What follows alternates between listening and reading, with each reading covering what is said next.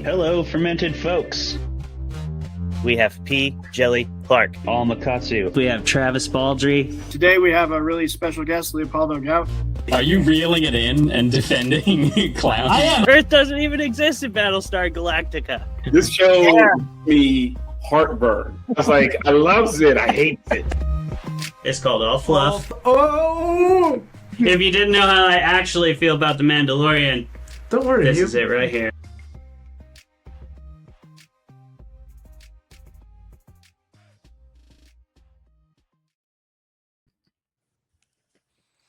Hello, Fermented Folks, and welcome to another episode of Fermented Fiction, the show where we debate the best genre, books, movies, and shows in the literary fiction realm. And today we're joined by our distinguished guest, Matthew Mercier. I don't know if that's how you actually pronounce it, but that's the way I read it on the page. And I don't want you to confuse him with the legendary DM, because he's way cooler than that guy.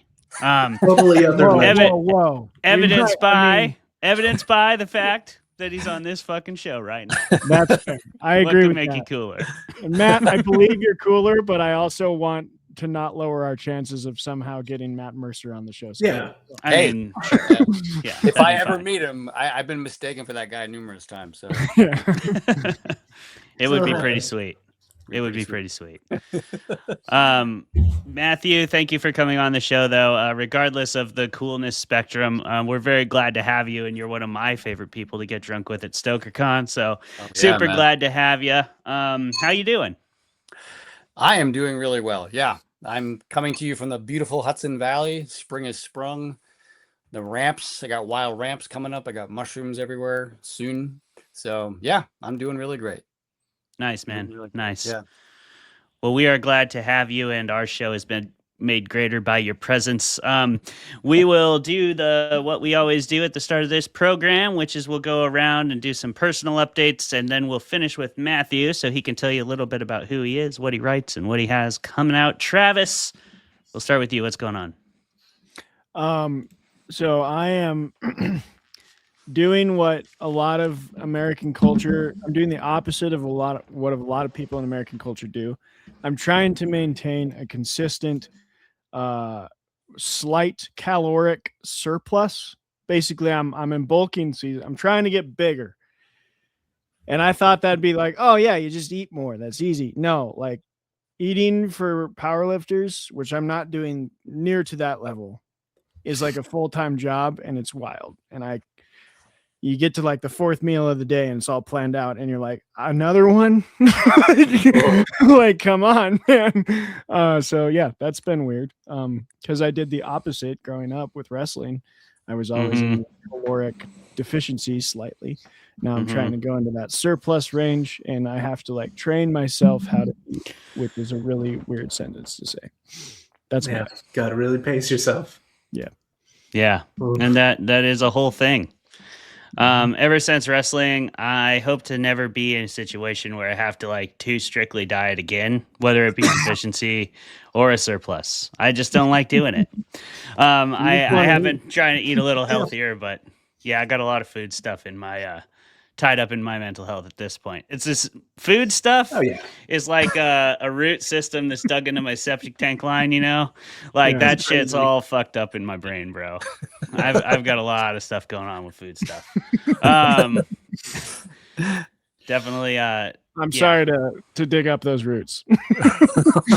that's what needs to happen to him. That's what you have to do with him. But yeah, you know, I haven't done that work to a sufficient degree, so here we are. We're on Fermented Fiction, and we're gonna just chat right on through it. My personal updates: I just finished SquatchCon. Jeremy came out. We did our first ever live event, and that was really fun. We had 5 people in the audience. If you weren't able to make it, we did notice. Yeah, yes, we did. Try harder next time, right? But on the other side of that, if you weren't able to make it, you were definitely in the vast majority of all humanity. So not an outlier as humanity goes. However, we did have a great show. We had a lot of fun. Thanks to Lish McBride and Kandara Blake for joining us in a debate for K-pop Demon Hunters. It was really fun. And we got to meet Chris Tallman, who is a professional actor and a writer for Nickelodeon. And he is the lead actor on The Thundermans, if you happen to know that show. He plays like the dad on The Thundermans, which is a really popular Nickelodeon kids show. So that was cool. He came to the podcast and he watched the whole thing. Yeah. And he even laughed Hard a to few leave times. when it's 5 people, though. Yeah, well, he felt You obligated super for get sure. noticed. Yeah. And he is an actor, so his laughs could have been completely fake. But we're gonna yeah. we're gonna say that they were real. I did also take him back to the airport, and he said he was down to come on the show. So look out for that next season. Chris Tallman might be on the show. That'd be pretty fun. Yeah, that's me. I did 2 back-to-back cons. I have had time for nothing else, personal or otherwise. So there isn't much else going on for me. Just preparing for the 2 book launches I have in 2 weeks' time at Crypticon. And then we're going to be doing Matt Denneman live. So if you are in Seattle, definitely come to that. Jeremy, what's up with you? Hey, well, my update did just kind of get, swiped out from under me. Suck it. But, yeah, whatever. Fine. My update is that, me and my wife slept in that recording studio right there. Yeah, you did. Staring deeply into the beak of the dude in that mural. This guy right here. Oh, yeah. Very stareable beak. Something to wake up to. Something to wake up to. Something to not haunt you as you sleep. But, yes. SquatchCon was dope. Yeah. Yeah. Hopefully, just as dope will be Crypticon next month. It's gonna be great. Woo. I reckon so. Hey, I reckon boys. so. There will probably be substantially more dope involved, in fact, judging by the Crypticons of yore. Matthew, what's going on Hi. with you, buddy? Who are you, and what do you write, and what do you got coming out right now? So thanks for having me, guys. This is a lot of fun. I published my debut novel, Poe and I, with Crystal Lake Publishing in 2024, and ever since then, I've been ushered into this wonderful community. Clay, I think I met you a couple times, but I've gone to StokerCon last few years, and so I write horror, thrillers, a little bit of dark fantasy. I'm edging my way towards fantasy, and I am closing in currently this week. I'm closing in on the finale of my newest book that hopefully Crystal Lake will go for. Nice. It's really wild. I don't know. It's like David Cronenberg meets The Little Mermaid, if that makes any sense. That sounds great. Sounds pretty great. I worked in some Guar references. I think we're going for just full on. Yeah. So I can Nice. talk about the premise later, but it's a little bit wacky. So that's and spring is here in the Hudson Valley. So that's my beautiful week. So. When I hear David Cronenberg meets The Little Mermaid, if this was a word association game, I would just immediately it's tentacles. Mm-hmm. Right there. There's lots of tentacles. My friend, There will be some tentacles. Come There on. will be tentacles. There will be bodies cleaved in half. There will be body parts that extend. I'm just letting my imagination go. There's a homunculus involved. There's all kinds of things. Good. Yeah, What a you'll nice. want one. Love words. What's that? like Oh, homunculus. Fabulous word. Fabulous. Oh, word. I love it. Yeah, I love it. It's my favorite word. One of my favorite words. Yeah. So it's a while. I'm just letting my subconscious let loose because I don't want AI to copy me. I'm just like, all right, I'm going to write the most whacked out stuff possible. So I Nice. think that is a good new goal for authors to have is just write the most crazy thing that an AI would be like, I can't do this. no, yeah. It's Oh, about it's about the sex, it's about the human body, and I'm just gonna go for it, and full of emotion. But it is David. I'm like, oh yeah, this is David Cronenberg and Juncho. God, I'm gonna massacre his name. Ito, the Magna Japanese. Junji. Oh, yeah. Junji Ito. Ito. I look at the manuscript. I'm like, oh yeah, this is I've been reading a lot of Ito, so yeah. I love Junji Ito. I'm him. getting strong Gyo vibes from this premise with the fish stench that infects the planet. That is a nasty ass book. I fucking love it. That book, I swear I can smell that book. I know I can't, but I read it. Yes. I'm like, ugh. Yeah, I start gagging. It's so gross. It's so gross.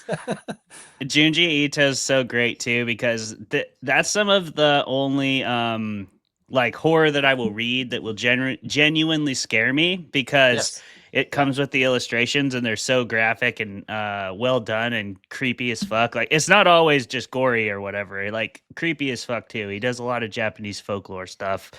Like in he's got a collection called Liminal Zone, and there's that story in there of the wailing women myth.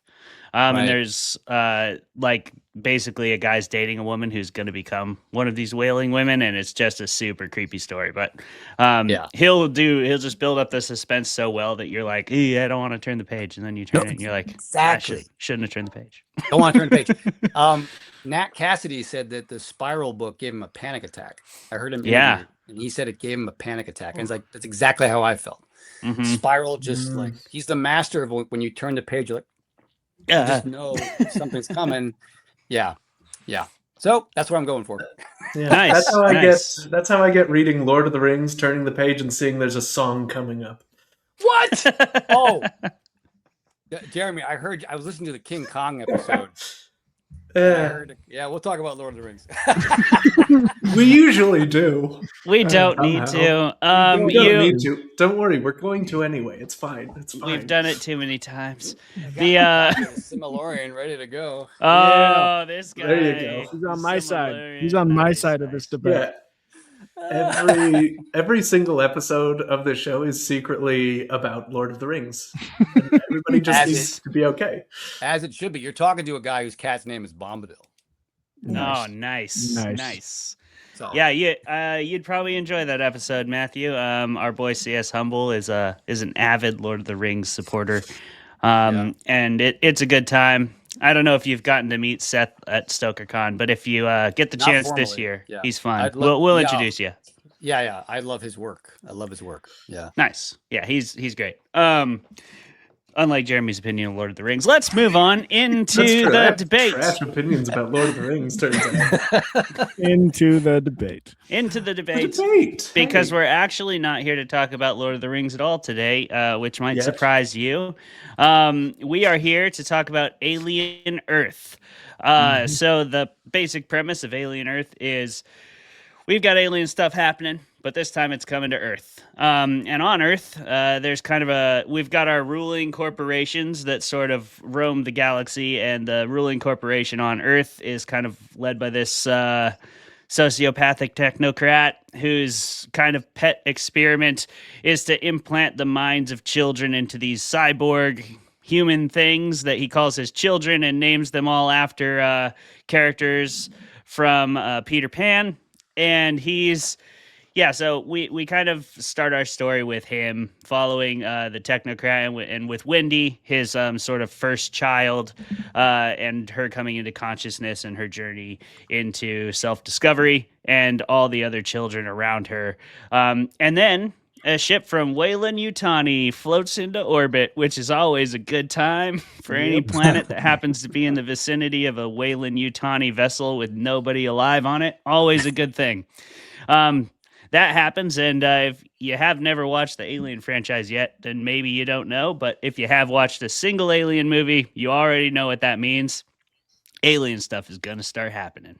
And we'll get into the rest of it as we go, but this is a show on Apple TV. It is, or Hulu, sorry. Hulu is where I watched it. FX, yep. Yeah, it's one of the two that I have to go out of my way to watch those services, so that's why I got it mixed up with Apple TV. This is a Hulu show, 8 episodes, 1 season, and we're going to talk about whether it was good or bad, but we don't get to decide what we actually think, do we, lads? Because we serve the dice gods on this podcast, and their whimsy their desires, their chaotic whims shall guide our decisions and our opinions. Today, Travis is debating on behalf of Fermented Fiction. If he rolls high, he'll debate for Alien Earth. If he rolls low, he'll debate against it, no matter what he actually thinks. Matthew Mercier is debating for the rest of the literary realm as our resident non-poet. Matthew, do you Clay, have you a got to roll dice? for him. You You're got He's to ready. roll. got to roll for me. I don't have a Gotta dice. roll. Yeah. Okay. All right, I'm gonna roll my high risk, high reward that has lost 3 times in a row. Let's see. Hell yeah. Not looking great. 13. 6. 13. I'm 0 for 4. All Doing great. right. There you Matthew, go, man. you will be kicking off the debate when Jeremy counts you in, and you love Alien Earth. That's love your Alien Earth. position. It's your That's my favorite show. Absolutely just stoked on it. It's Ah. gonna be so good. It totally So- slaps, and you're going to convince us why, and Travis is going to rebuttal. I'm going to disappear. Jeremy, count these folks in and start your timer, and we'll see y'all, for me anyway, on the other side of the debate. Oh yeah. Well, let's get right to it, guys. Let's just friggin' have it out in crazy bombastic ways. If one of you can bleed acid, that would be preferable. But yeah, we're just gonna get started in 3, 2, 1, go. So it is my opinion that the Aliens franchise has been chasing James Cameron ever since 1986. Every movie has failed spectacularly. And I am old enough, I'm going to date myself here, to remember the original trailer for Alien 3, right? It promised, if you've ever seen it, you can go to YouTube, it promised that aliens would go to Earth. They never made good on that promise until now. So when I heard that this series was coming to Hulu, I was incredibly stoked. I was like, it's time to see aliens on the streets of New York, running amok in the Statue of Liberty, killing millionaires. I just thought that's what I wanted to see. So slightly let down that it's like, oh, it's a bit more tempered than that.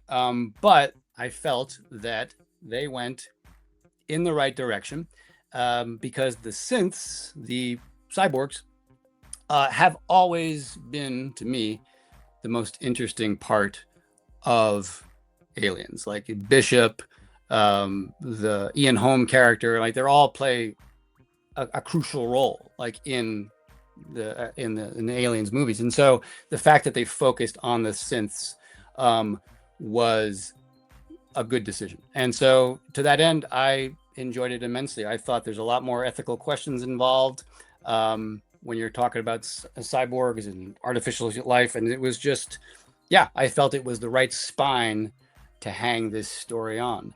And I thought it was a tremendous success. I thought Boy Cavalier was going for the tech bro vibe was, because it would absolutely, if he was running a corporation in space, he's going to be a little damaged little prick. And that's exactly what he was. So yeah, I loved it. I thought it was fantastic. Not perfect, but what is. And yeah, I totally filled that, the aliens have not been served by the movies. The movies have failed the Aliens franchise completely. They have been better served by the novels, podcasts, comic books, graphic novels. And so what better thing to do than to get a novelist? I believe the showrunner has written novels. He knows how to pace something out into 8 episodes. And so it was evenly paced. It was perfectly paced. It was in-depth characters, decent conflict, and not quite a satisfying resolution. I mean, they were setting it up for something else, but I felt satisfied by the end of it. So there you go. All right. That's good opening. And you really tossed me a nice softball pitch there. A little gentle up pitch with Alien 3, because let me tell you why this TV show is similar to Alien 3. Here's my little parallel thing that we would draw across in the textbook of me describing why I hate this show. Alien 3, director David Fincher. Very exciting. We were all excited for that, right? I mean, I wasn't old enough, but I was excited when I was getting into the Alien movies and saw David Fincher on the bill for Alien 3. I was like, whoa, that's awesome. He knows how to make a movie. Alien Earth, we got Noah Hawley, veteran of the Fargo series, which had 4 phenomenal seasons. I was like, here we go. This guy knows how to make a TV show. Alien 3, we have Space Prison and Alien. What a better combo. That's a great great little sentence there. Alien in a space prison. Hell yeah, I'm on board. Alien Earth, we have Alien on Earth. That's all I need right there. Alien 3, we get Ripley struggling with the morality of who do I save in a place of, pretty notable scumbags against this killing machine. How do I keep these people alive, even though maybe they don't deserve to be alive? Great philosophical quandary at the heart of that movie. Alien Earth, we have child in adult body, who is like struggling with what is a human? Is a human the mind? Is a human the emotions? Are the emotions dictated purely by the chemical reactions that happen within us? All these questions are opened up in episode 1. And both columns, folks, fail on every single level. Noah Hawley let me down. David Fincher let me down. Alien in a space prison was somehow boring. How? How did you do that? You made a space prison boring. How? Alien Earth, as soon as the girl jumped off the cliff and landed without pain, I was like, oh, never mind. We're not doing deep philosophical questions. We're just doing another stupid superhero show. I'm sick of those. I think everybody's sick of those. I'm sick of watching The Boys. I'm sick of watching that animated one that was good for like 2 seasons on Amazon Prime. Invincible. Samurai. Yeah, Invincible. That one, I was like, come on. I'm sick of the Marvel stuff. I was like, really, superheroes again? That's how creative you could get. Alien versus superheroes. And I know they're not superheroes. They're these like robotic figures that have the consciousness of children put into them. And that could have been interesting. Why did you have to give them super strength and speed and immortality? I don't understand why they all had to be Superman. It didn't have to be like, it's like they explain this science like it had to be this way. It's like, no, it didn't. You could have made him die. It was a feasible option for you to do.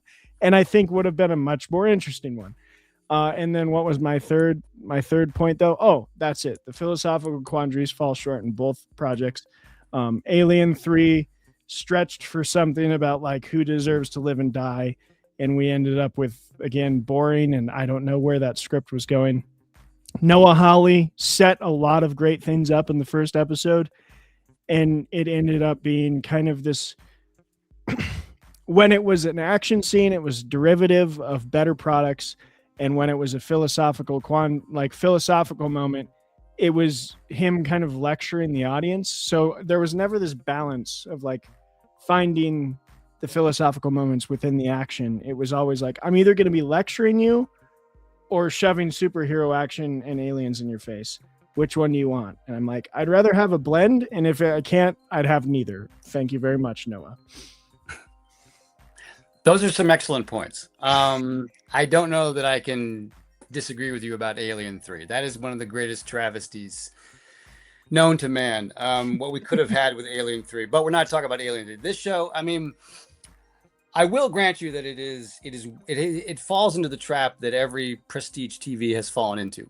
It looks fantastic, right? It looks great. The actors are beautiful. The acting is good.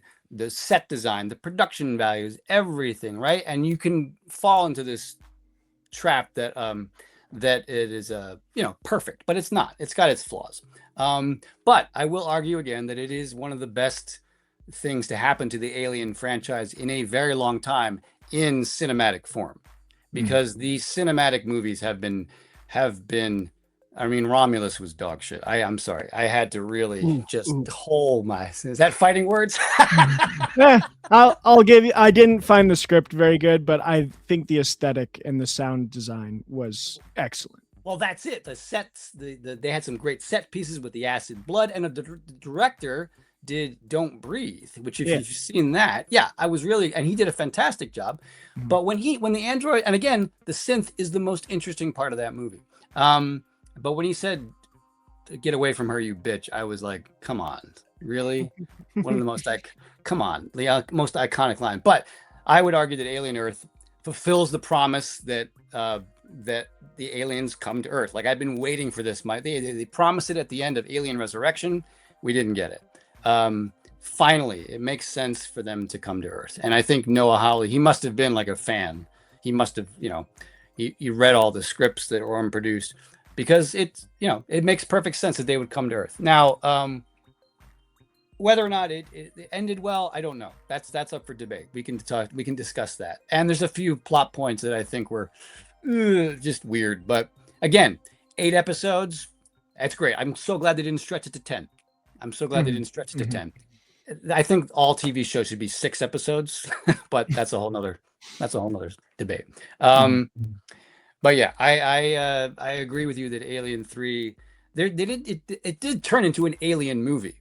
Like, it started out intellectual with great ideas, and then just kind of descended into a typical, alien movie. But we have new creatures, the eyeball thing. Come on, that is incredibly inventive and gross. Yeah. I think he knew he had to invent other creatures. The leech that just doesn't stop sucking. That was pretty cool. But That made me squirm. Yeah. Were you? I agree with you that the synths are always the main characters, like the subtle hidden main characters of the Alien movies. And were you not bothered by the superhero thing? You have a good point. Like, when she jumps off, and I was bothered less by the fact that they were like really super strong. But there was the plot point where they seemed to be communicating telepathically. I was like, wait, what the hell is this? I didn't get that. Yeah. And it took And shut up, we're done. Oh man, It's over. You gotta let it go. Just let it go, man. Cut it out, pal.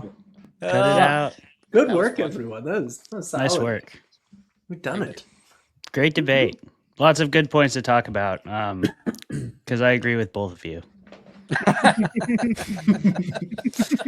Fantastic. That's fantastic. Yeah, well, the mark of a superior mind is holding 2 thoughts in one head. I forget who said that, but that's my boy Aristotle right there. There you go. Boy. Aristotle is indeed Travis's boy. My educated mind is the ability to entertain a thought without accepting it. Ooh, yes, indeed. Boom. Fantastic. Boom. I was just about to say that. But anyway. Same. You guys are definitely brothers. This is great. Yeah. Absolutely. Definitely. If Aristotle was here with us today, I think he'd have some wine with us. Yeah. Yep. Certainly. What would you bring to drink with Aristotle? I don't know if this is what I would have chosen under those circumstances, but what I brought to drink to Alien Earth was Space Punk. Oh, Nice. Black Lager. Fantastic. The children in adults' bodies. I think that's very fitting. I think so too. Punks. And then it's from Rainy Days, right out here on the peninsula. Yeah. Local? Polsbo. Yeah, I believe it's Polsbo or Bremerton. I can't remember which.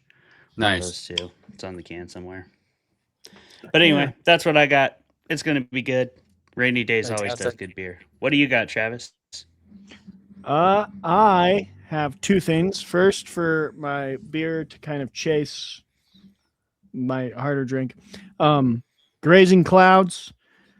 It's not really thematic, but I'm out walking here, and Bozeman is one of the best breweries, I think, and they make a damn good pretzel with really good beer cheese. So, like going there.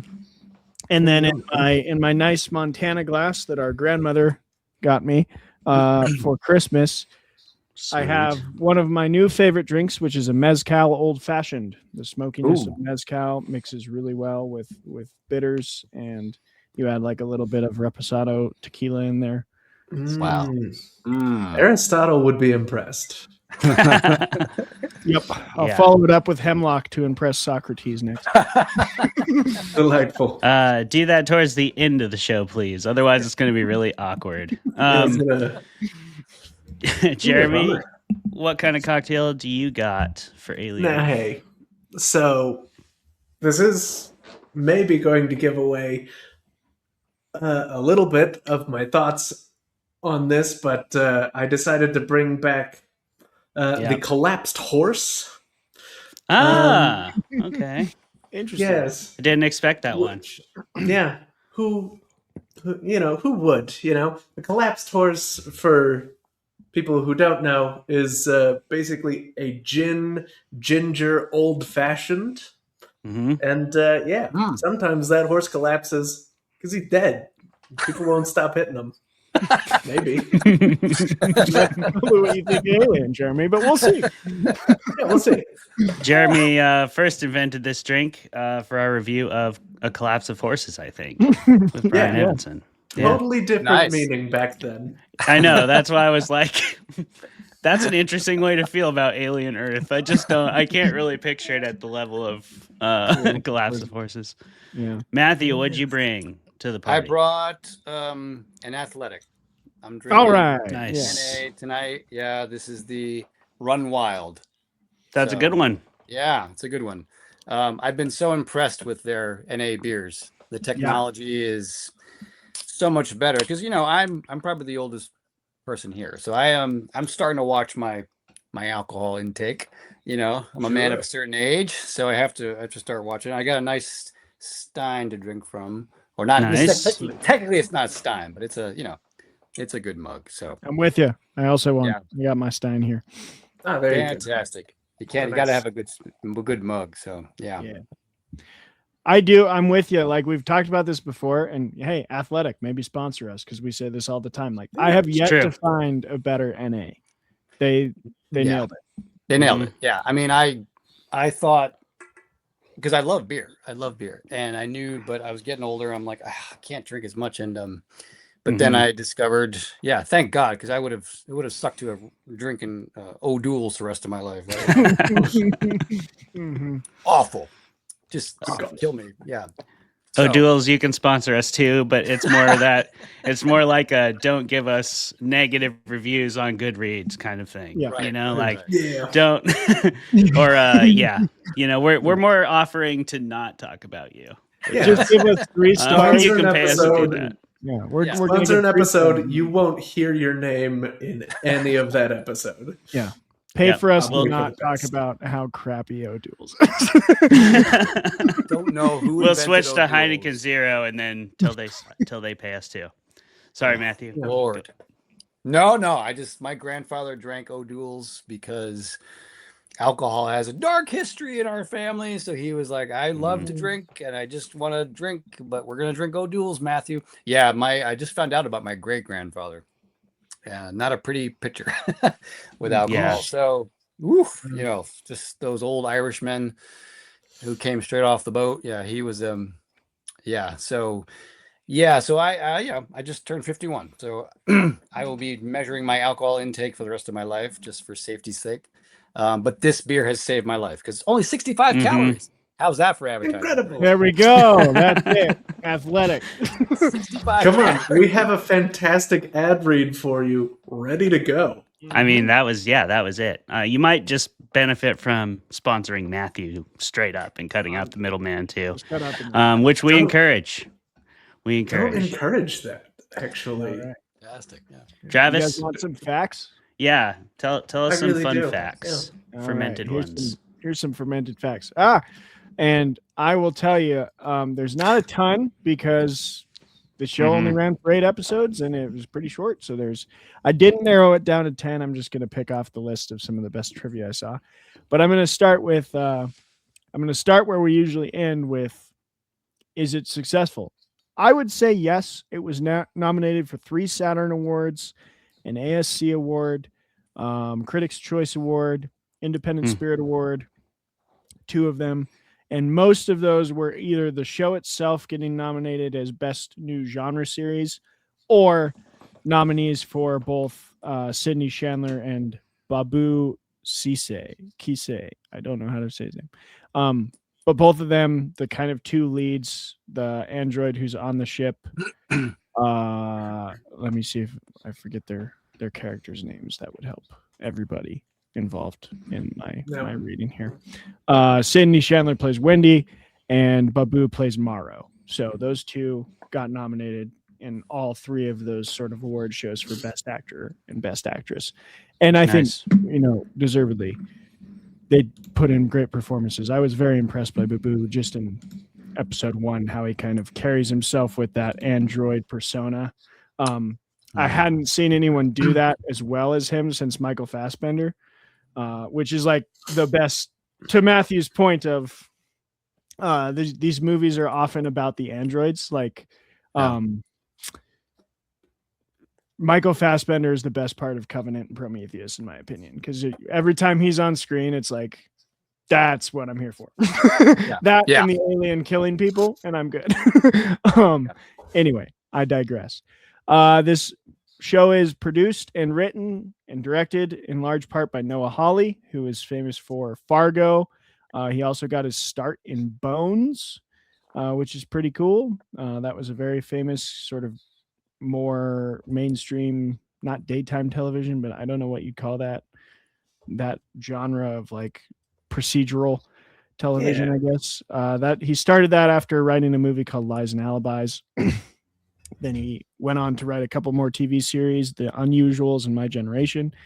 And then he wrote the miniseries Legion, which was very popular and apparently incredibly well written. I haven't watched it, unfortunately.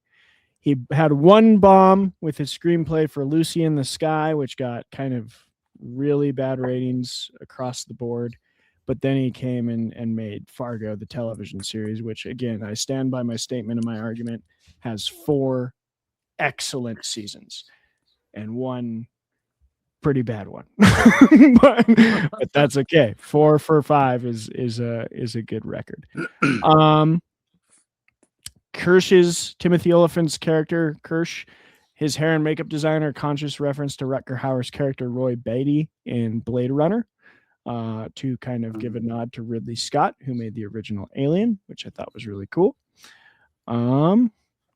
Another Timothy Oliphant fact: he turned down the role of Hal Jordan in DC Studios' Lanterns, which comes out this year, to act in this show.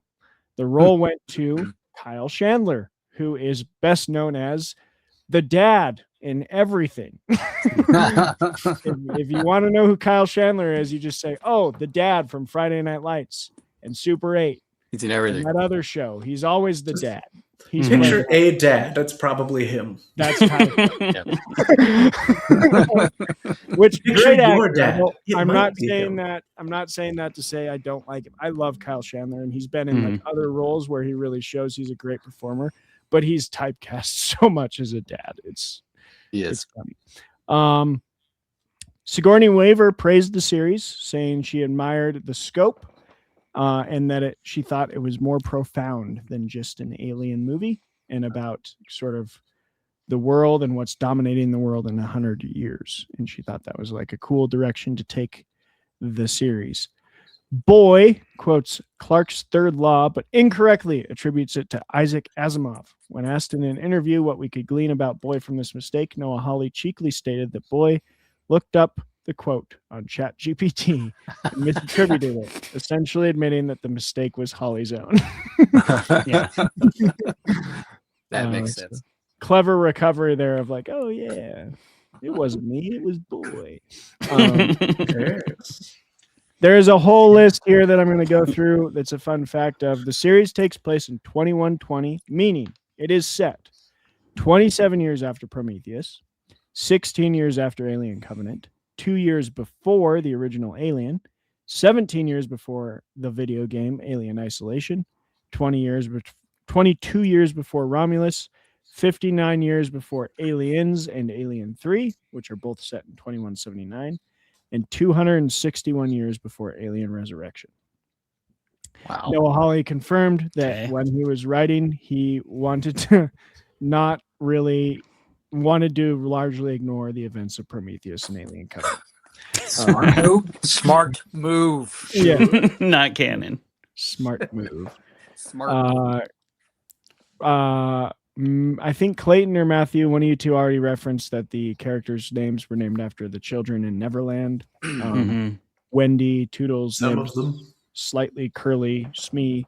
Some of them, not all, but yep. And let's see here. A couple spoiler ones. Oh, I liked this one. When talking to Joe, Ines says whether or not the children's consciousness was actually transferred to their new bodies is the difference between $1 trillion business and a blanket with sleeves. The current consensus on this type of consciousness transfer is that it would actually be a copy of a person's memories, not an actual transfer itself. As a result, there would be two different people with the same initial memories, but would gradually diverge as individuals as time passed. In fact, it was this type of transfer that would inspire a whole field of inquiry, namely the man who would be known as the father of artificial intelligence, Alan Turing. So a lot of this based in like some real deep cut science fiction stuff. And a last thing, here it is. In episode 1, during the transition from Marcy to Wendy, an electric sheep is shown, which is a nod to Blade Runner's original title, Do Androids Dream of Electric Sheep? Mm-hmm. I was wondering about that. Yeah. So Yeah, I saw that. we've talked a lot about Philip K. Dick. I think this is our third Philip K. Dick thing. Yeah. Which just goes to show, like, a lot of great products are made off of great or popular, either way. Products are made off of Philip K. Dick novels. So. Yeah. I mean, he's in the DNA of the culture, man. That's the dream of every writer. But you can't write a piece of science fiction without treading on Big Dick. Yeah, he can't. Just treading on that dick. He swung that It's thing out there. all over the culture. It's all... I just, yeah, sorry, Dick. I didn't mean to say that, but that's what he feels like. He feels like this great presence and just enormous. So, yeah. Oh no, I had one of my favorite philosophy professors in my undergrad. He was like, Philip K. Dick was like he had read all of his books and he had this like theory about the through line of Philip K. Dick's entire sort of philosophical leanings, and he would rant about him forever. And I'm like, I've never read one of his, and this is awesome that he has this big. Yeah. He's one of the greats. I love hearing the stories. One of my favorite writers, Ursula K. Le Guin, and she went to high school with Philip, and I just love her.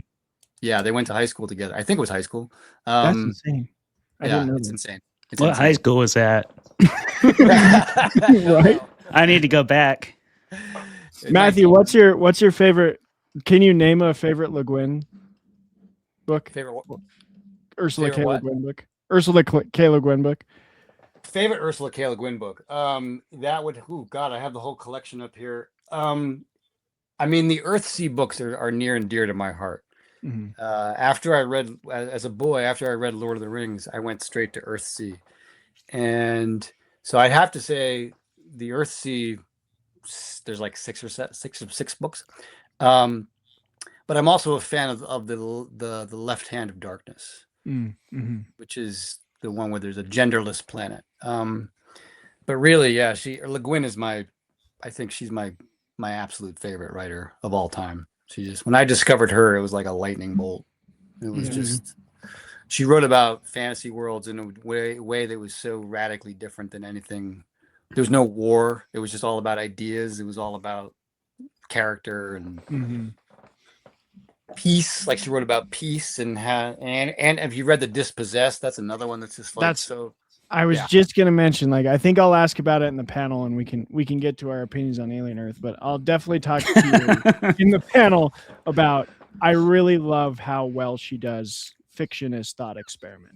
Yes, and we talked about that on a previous episode, but we should dive in with you on it because I really found The Dispossessed was that of like, I'm going to take these ideas and I'm going to use a fictional world to take them to their absolute extremes. Yeah. And see, like, what does that little playground look like? I thought it was so cool. Absolute genius. Yeah. Yeah. But first, Travis, since you're already there talking in the microphone, what did you actually think about Alien Earth? Did you actually despise it? I'm going to be fully honest here. I've watched one episode.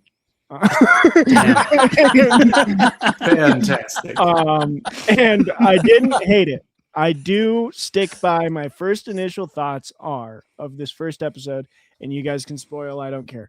My first initial thoughts going in, and I'm going to keep watching because it's got me hooked enough, are what I said of like, it seems like it's setting up some really fantastic ideas, but I already see this potential of losing that inside the like pop culture action of like making them superheroes. And I keep thinking like, why did they do that? Like, I don't get the point.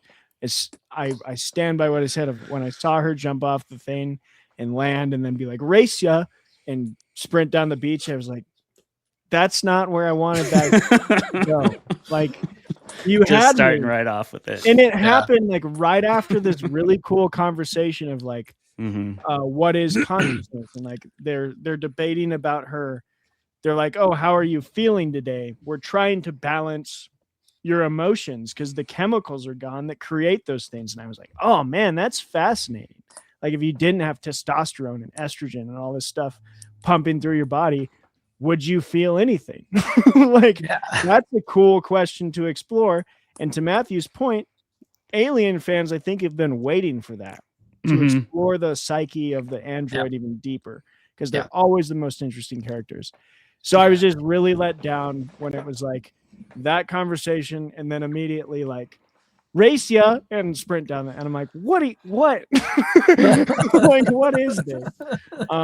So that's where I'm a little scared about where the show's going to go. I hope it doesn't turn into ironic, cynical one-liners and playing too far into like the kid thing. The aesthetic feels right to me. I'm pretty excited about that. I'm with Matthew on like, it's cool that it's not just an alien. There's this like plethora of monsters and cages that we can play with as an audience. And so it's got me excited enough to keep watching. But that first episode, I saw some writing on the wall that I was a little scared for. Also, Timothy Oliphant will always pull me to the screen. I don't know what it is about that guy, but he's magnetic. I love him. He's magnetic. Yeah. Yep. That's my opinions on episode 1 of Alien Earth. I'm gonna keep watching, but I'm nervous. Yeah. Matthew, what about you? Did you actually enjoy it? I did actually enjoy it. Yeah. However, I will second what Travis is saying about his worries. I am exhausted as a viewer, I am exhausted by IP. Like, the corporate media just seems to keep going back to the well. Like, even as a Lord of the Rings fan, I'm not sure we need the Hunt for Gollum. Like, I don't know. Like, why do we have to keep making these movies? I just want. I've been hearing great things about Pluribus. I have not seen it yet, but I want original sci-fi. So, IP is comfort food, and it's comfort food. And at this point, and I have mixed feelings about it. I mean, as I said in my argument, I think the Aliens world has been greatly expanded by the novels. I don't know if anyone has read any of some people we know in the horror community. Tim Laban, I forget his name, Tim Wagner, V. Castro wrote an Aliens novel, which is actually pretty decent. She talks about, have you read it? Has anyone read it? Yeah, I haven't. No. She follows Vasquez's children. She has Vasquez before she goes off and fulfills her role in Aliens. She has twins, or she has children. I think it's twins, a boy and a girl. The girl ends up being a Marine, and the boy ends up working for Weyland-Yutani. So it becomes like this interesting conflict. So I think in the novel world, the IP has chance. You can take greater chances, but television and film seem to just kind of fall back onto like an Alien film. At this point, essentially, this one didn't go that direction, but all the Aliens films, they end up being slashers, pretty much. Like the humans are just cannon fodder. You're just waiting for them to be chomped, and it gets really dull, really fast. But the synthetics, like Michael Fassbinder, is the most interesting part of those early movies. However, but I think there's just something about Geiger's design. It's just the nightmare that keeps on giving. Like, it's just that the face hugger will never be less than nightmarish. Like the way the whole thing was sticking it down your throat, and it just never choking you. It's so great. Choking you. Yeah, just like. Oof. Never ceases to disgust me, which is the mark of a great monster. It's one of the great monsters. The Alien Queen. I think that's why we keep coming back, because it's just a great monster movie, and it's a great monster. It's immortal, like Frankenstein and Godzilla. Like the alien's never going to die. So no, that is one thing. Real quick, I didn't get to mention. One thing I didn't get to mention in my debate was like, I love that you say that of IPs have this sandbox that people are unwilling to play in. And I was pretty happy with both the like AVP mix of Predator Badlands. Like people trashed that movie because it is just kind of a standard action film. But I was like, at least they did something new. They were like, yeah, let's stop making Predator like a horror film. It's just going to be a teenage action film with Wayland Yutani in the background, and let's see what that looks like. And I was like pleased by it. Yeah. I think you're right that there's a lot more potential there, but we sometimes keep turning into the same thing. But well, we just get hemmed. I mean, great directors can get hemmed in by an IP, which is what happened with Alien Romulus. Yeah. Yeah. He just had the loyalty. Yeah. I feel like it's a really healthy mix of both of your points. Travis, I think you'll agree with me that the show is largely exactly what you just described. That is that's a relatively thorough vibe, I think, all throughout. Like it'll bring up a lot of interesting things, and sometimes it goes into them in more depth, but a lot of the time it does feel a little bit like, but you know, it'd be cooler if we start murdering people. You know? Yeah. And they just kind of default to the action quite a bit. But ultimately, I also think I agree with Matthew that it's kind of a new take on Alien. It does feel like a new take. They didn't do as much of the just rampaging around early on. They took their time with it a little bit more. I mean, there's still death and stuff throughout, but it's not full on like Alien Swarm until the end, which I was glad about that. So it explored it in a way that people have been waiting for if you were tired of like the AVP era, basically, which Romulus like it tricked us into thinking we were going to get that movie. And then it was like, just kidding. Kidding. Here's Fan 1,000 service all the aliens way. and a giant alien baby. Fuck with Oh, that. yeah. And The ultimate it was baby. like, okay. That was the weirdest shit I've ever seen in my entire life. Now, don't get me wrong. It's a great. What would happen if you impregnate a pregnant woman with an alien guard? But I'm like, it wouldn't look like that. Oh, This, Just if they'd you can have hope. if they'd have just done the giant baby mother, I would have been all about that. If they'd have skipped the 50 xenomorphs. So it was like one xenomorph and then giant baby mother. After the xenomorph got defeated, I'd be like, that would have been pretty good. But having both was too much. But listen, I don't think Alien Earth did that. I want this out there for the record. Clayton and Luciano both said this about Supernatural, and I want everyone on this panel to know this is how I feel about Romulus. When someone comes to me and says, here's what's wrong with Romulus, I'm like, you're 100% correct. And then when someone comes and is like, I loved Romulus, I'm like, I also agree with you somehow.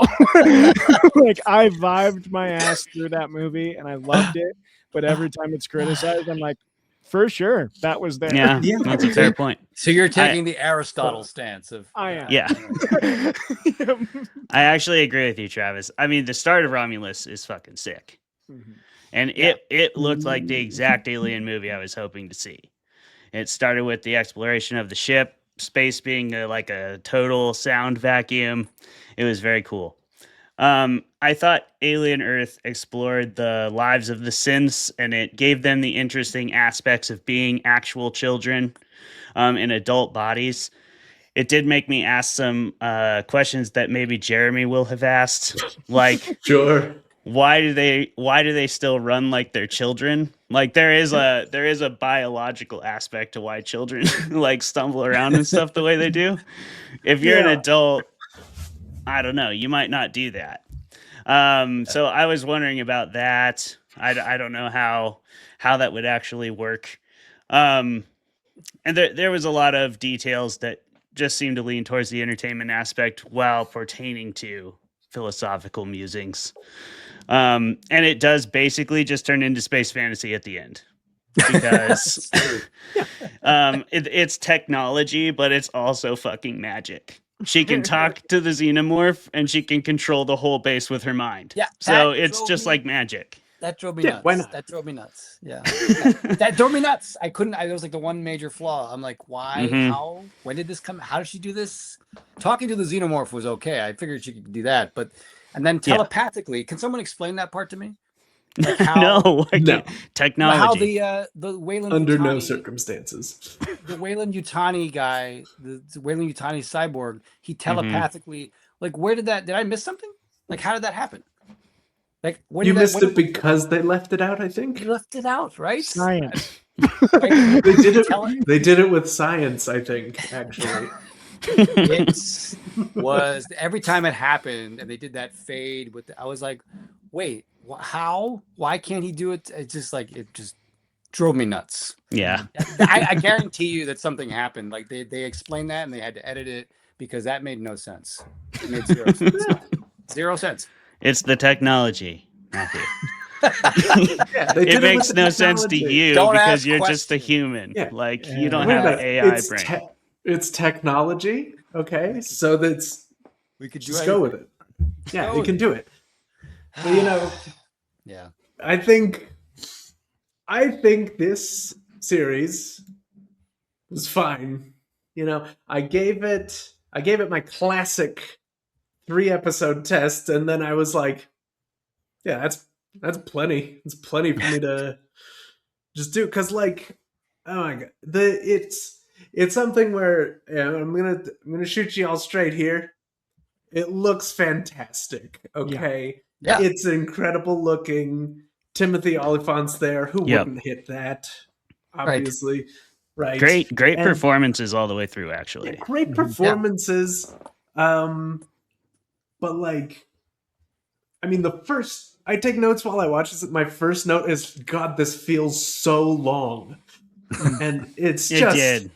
it did. doesn't, the pacing, to everybody's credit, it stays consistent, at least for the first 3 episodes. And like, but like we get through episode 2 and episode 3, and I'm just sitting there wondering, like, who the hell is anyone, and why am I supposed to care that everyone's about to get aliened? Because I know it's happening. We saw the alien just tear through that, I guess, French Revolution orgy that was going to happen. That was bizarre. Let's assume that. I don't that know. was bizarre. Yeah.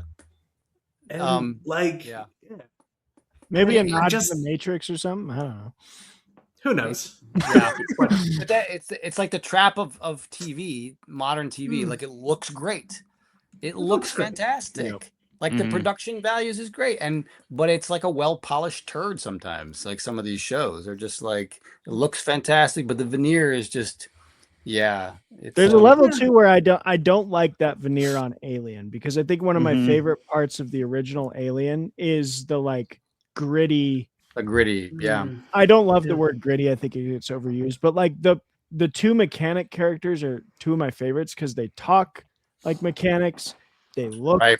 like mechanics, they're dirty. When They're they're dirty. when they're getting killed in the scenes, it's like dripping wet. Everything's like Yeah. oily, and I was like, this feels yeah. real. This is Mhm. feel real. Travis, have you ever read the William Gibson script for Alien 3 that he wrote? Have you heard of No, this? I have Mm. not. So the great sci-fi novelist William Gibson was they got him to write a script for Alien 3 that was obviously never produced. Yeah. But that's exactly what drew him to Alien, was the fact that it was dirty. Like the movies Mhm. were dirty and the spaceships were like filthy and there was like dishes in the sink and stuff. Yeah. And it fit right in with his aesthetic. And but his script starts out really smart with all this politics and corporations like battling, but then it descends into a bug hunt. It's really strange because I thought, oh, William Gibson wrote this. This has got to be really different and intellectual and but it about halfway through, and they do something interesting where they splice human DNA with alien DNA, and so you have these creatures that are half alien, half human. But it just becomes like a bloodbath. It becomes a slasher, Mhm. and it's really strange. So the great William Gibson turned in a script that was like, what the fuck? Like this is not William Gibson. This is like something else. So I think it happens with an IP. Like people feel the need to just do it. Yeah.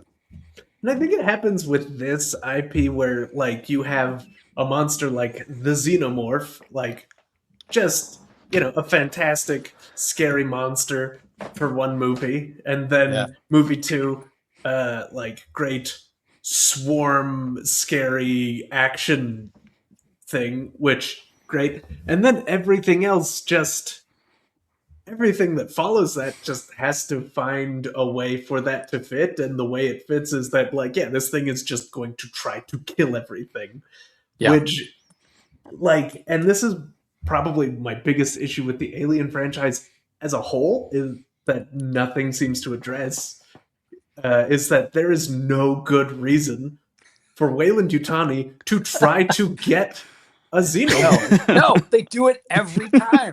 They do it every time. Every single time we see it happens, it just kills everyone. We could turn this into a weapon. I'm like, yeah, okay. Like, How is that project still greenlit? How is that Yutani?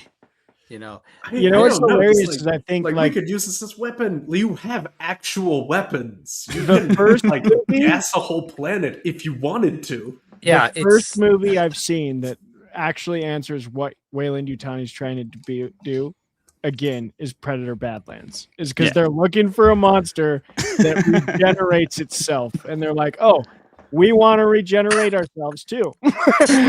So we're gonna honestly, a lot of people, justifiably so, will talk shit about the Alien versus Predator series. They actually do explain why they're going and getting aliens. It's because the Predators are a bunch of aggro dipshits who want to be trophy hunters. Yeah. That is sick. That does sick. make sense. AVP 1 is a guilty pleasure. AVP 2 had me until the alien goes into a nursery, and then I was like, okay, that's fucked up. I don't want that. Don't need to do that. Matt, I interrupted you. I'm sorry. What's that? I interrupted you before. I don't know if you still have a thought. Oh, no, you can always interrupt me. I got a big mouth. I I think I think IP just has a way of making people compromise their storytelling instincts. But I do, if you haven't read the novels, the graphic novels actually take the cyborgs to new heights. I think the medium of the film and television world is just, the demand for fan service is just too tempting. Like, people just, they want the old stuff. So it's very, very difficult for somebody to do something original. I don't know. It's the world we live in now. I mean, aren't they making another Harry Potter series? Like, actually, I have a lot of thoughts on that, because my wife and I are we know the books super well, and the trailer looks very book accurate. And so I'm hoping maybe we get more. I don't know. But you're right. They are. Why make another one? The movies were great, but money. Money. They love the shit out of money. Bring that money. They do. They do. I mean, who doesn't love money? But I understand it. But it's still like, I wish that they would use all that money to bankroll something original. Yeah. As well. Yeah, and to your point on Harry Potter, it's not like there's not a lot of original fantasy out there. There's like so much. So much. Yeah. So much. Yeah. So much. There was another Aliens 3 script that actually had better ideas, and that one, Ripley landed. I think she landed on a planet of crazy monks, like monks who were like insane. Huh. And the alien became to them like a devil, like that they had to defeat, and they have no weapons. They have nothing to fight the aliens with. So that almost became the Fincher script, but we never saw that one either. So, it just seems like original ideas just have a hard time getting through.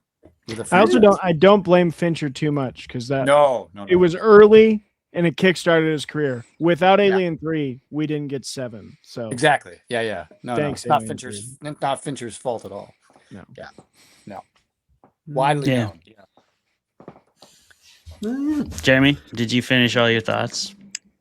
Well, let's see. I think it's mainly with this, when I go into an Alien film, show, whatever, I'm usually just looking for, people to get killed and seeing the wettest spacecrafts ever committed to film. And this so wet. had some of that. They are It's fine. so wet.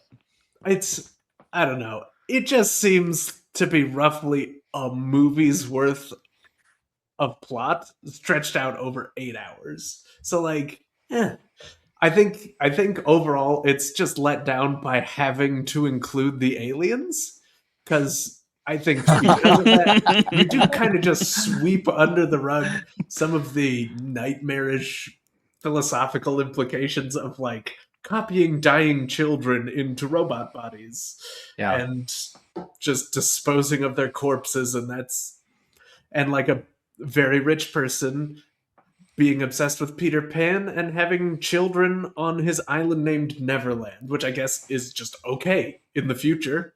Yeah. It's been enough time. Yeah. I don't know.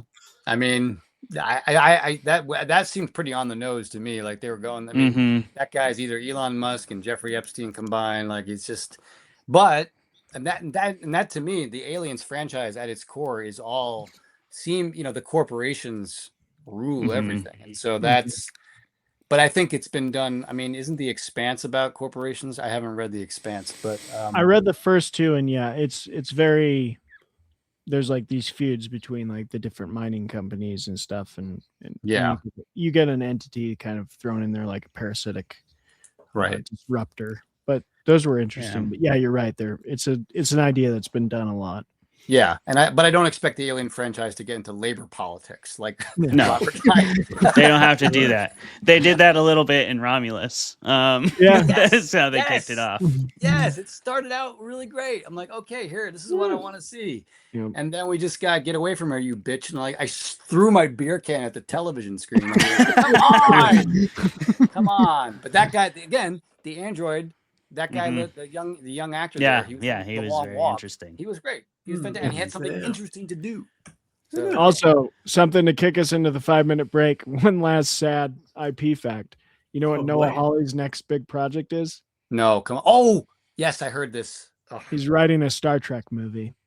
Oh, that's not what I thought. Oh, really? Not what you thought. Oh, he's doing Far Cry as well. I don't know if that's. I gotta Google this because I heard something else. But wow, another Star Trek. Okay, well,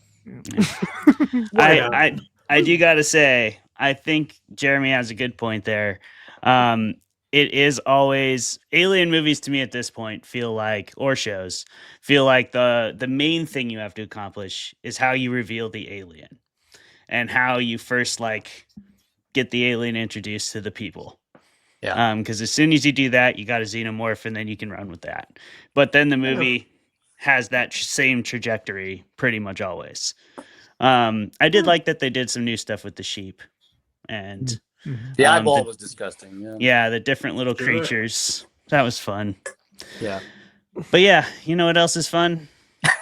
Not having a full bladder and things like that. So we're going to take a 5-minute break. Matt, go ahead and turn off your camera and your microphone. That'll kick you off the screen. And we'll run our video and we'll see you on the other side.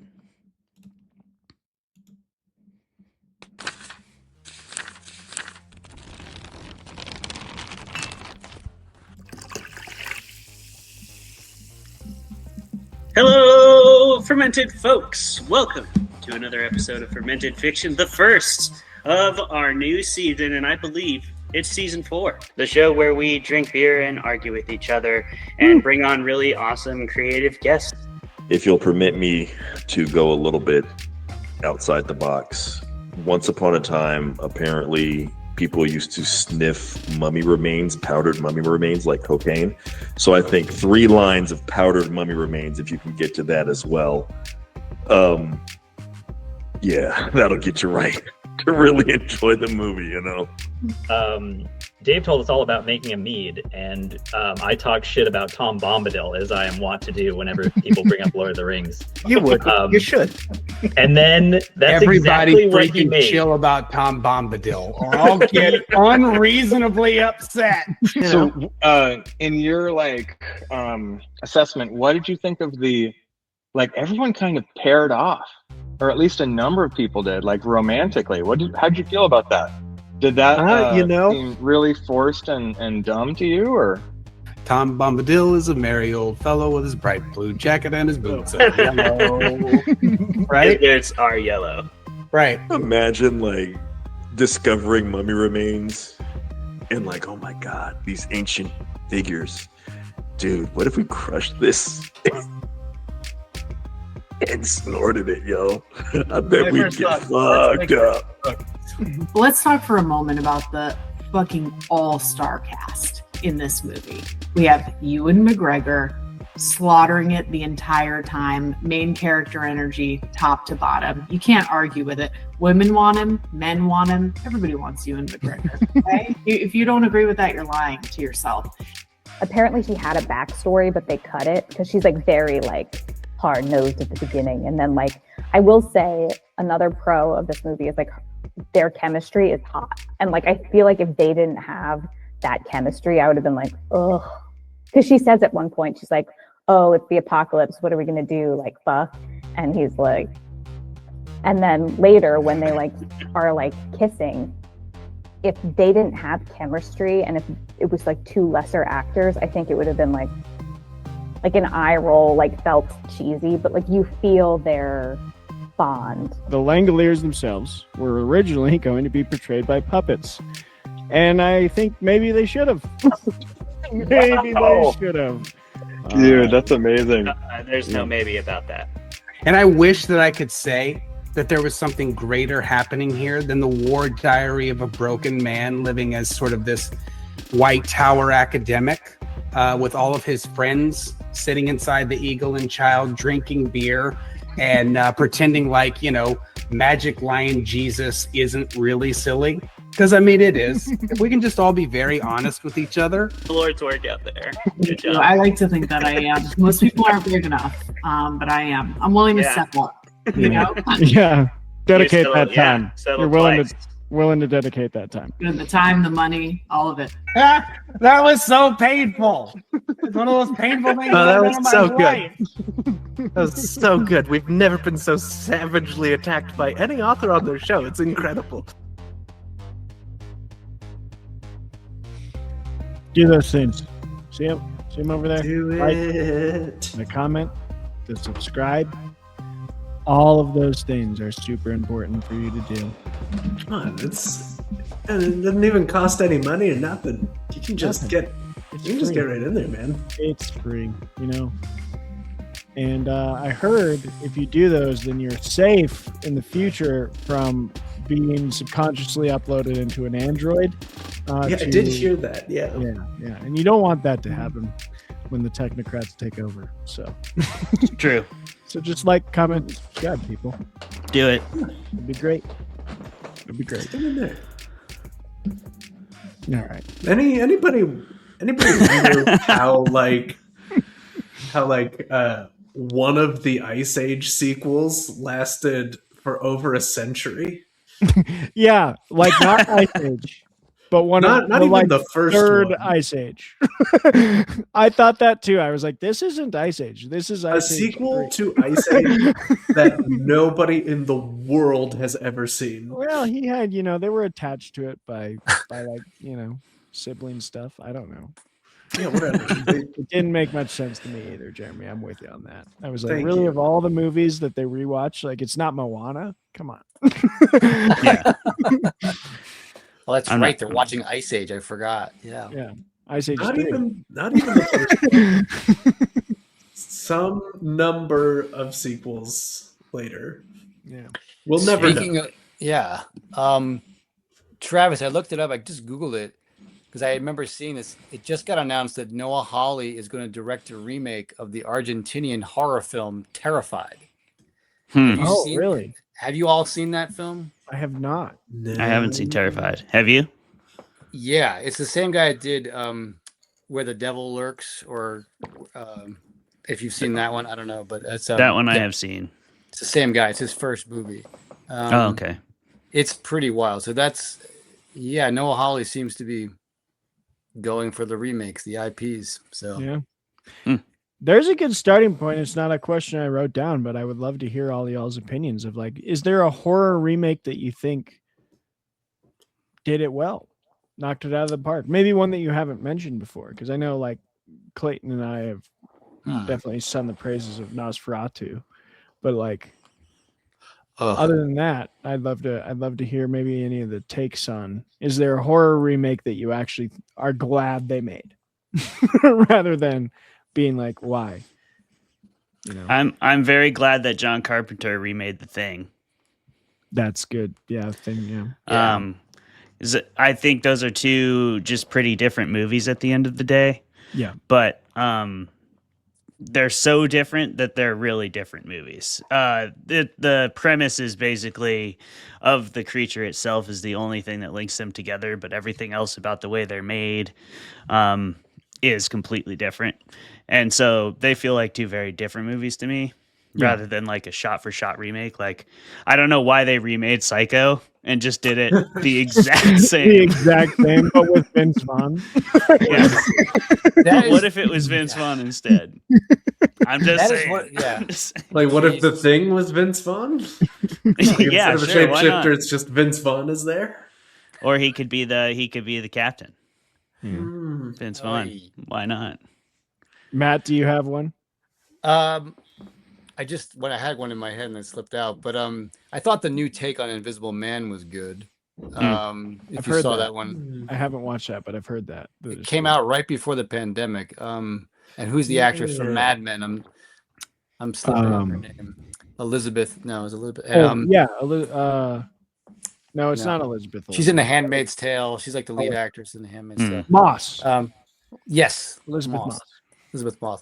They did something good with that because the Invisible Man is a toxic male. He's an abuser. So I thought that was a good twist. But yeah, in terms of like remakes, I think it's I love it. Oh, the new, well, it's not quite a remake, but the new Godzilla. Not quite a remake, but a reinvention of a classic. Good call for sure. Bringing it back to its melancholy roots. Yeah. And now we got Godzilla -0. First teaser came out, and Saw that. Yeah. One little clip of Godzilla looked phenomenal. I'm pumped. That is an IP I'm pretty excited about. Yeah, that one works for me. Yeah, there's so many bad Godzilla movies. Well, that's true. Are. Jeremy, do you have one? Not really, because like when you get outside of like The Thing or The Invisible Man or whatever, generally when you have a remake, the thing you're remaking is like super well-known, popular, whatever, for a good reason. And when you're trying to remake something that is already just incredible, then you're almost always falling into the trap of like, wow, this is... I mean, it reminds me of the original one, so that's... But it's not as good. You know, it's like, pick any of the Disney live-action remakes of stuff. It's like, wow, this sure is almost like The Lion King. This is like a community theater version of I The liked Lion the King. Jungle Book. I liked the Jungle Book live action. That's the only but one I've liked so far. Yeah, here's the difference. Nobody cares about the original Jungle Book. That's not true. Not That's true. not true. My mother and I used to dance around and sing the monkey song in the kitchen. So you Absolutely. take that opinion and you get the hell out of my memories. Yeah. Thank you for putting me in your memories, Travis. I was doing some marching to that music in the living room. You Um, march around to it. It's whatever. I I did. hear your It was point, great. Victor. Yeah. I do. But hear your- I hear you. I agree. Yeah. Mostly. I'm a fan. This might lose some maybe respect for me in some circles because I know people have strong opinions about it. But I really liked 2018's Suspiria, directed by Luca Guadagnino. I did too. Yeah. He did a damn good job with that remake. Yeah. And that's Dario Argento knocked it out of the park with the original, and I was like, why are they doing this? And then I watched it. I was like, okay. Yeah. Yeah. Okay. That I was surprised by that. Mhm. By that one. I just feel like if you're gonna like remake and try to be like the source material, then you have to find a way to put your own unique twist on it while being really respectful of it. So I think you have to be really knowledgeable of it. And I think there's also cases where you depart from it enough that it feels like such a different experience. Like you wouldn't call The Mummy with Brendan Fraser a remake of the classic Mummy. No. Really, right? Yeah. Like that is a movie with a mummy in it. And in That's that the best that way, can be said they for are that. alike. And that is Yes, it. could just it could just be just as easily be like a remake of Abbott and Costello's Running with the Mummy or whatever. For Yeah. how Scooby-Doo's episode with the mummy.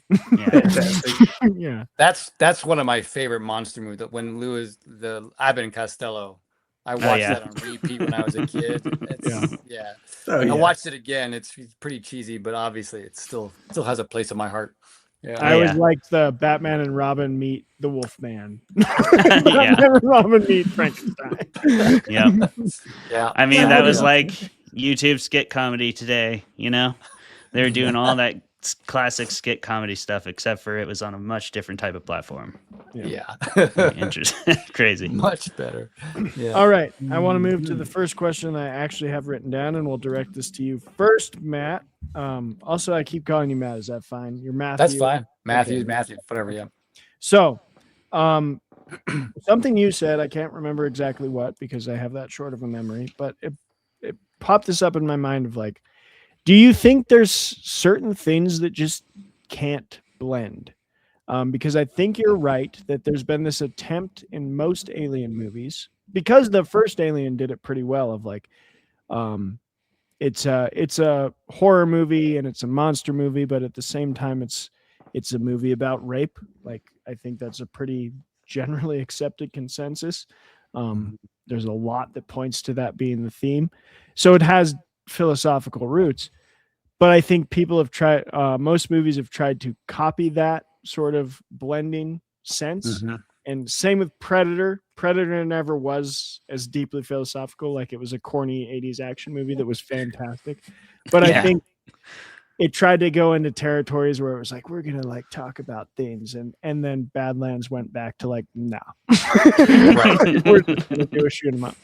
Yeah. But I guess that's this series is really more about spinal cords being. Let's go back to the spinal cord. Back to basics. Come on, guys. So that's my question to you first, Matt, and then to the panel of like, do you think there are certain things that just can never blend? One of those being like that IP monster movie mixed with brighter, more philosophical ideas. Where I see it falling short is like, as long as we're trying to appease the fandom and show them as much Alien as they want, you're never going to have the time adequate enough to explore the ideas that you want to explore. But maybe I'm wrong. What do you think? Well, I would never say never. I mean, anything can work as long as the filmmaker, as long as the artist is competent. Ironically, what matters more in this world that we live in now is the fan base, right? You can make the most, like Rian Johnson found this out, right? If you mess with a treasured IP and you do something different, the fan base will come for you. The corporate bosses will say, no, we got to retcon everything. And so I think anything's possible.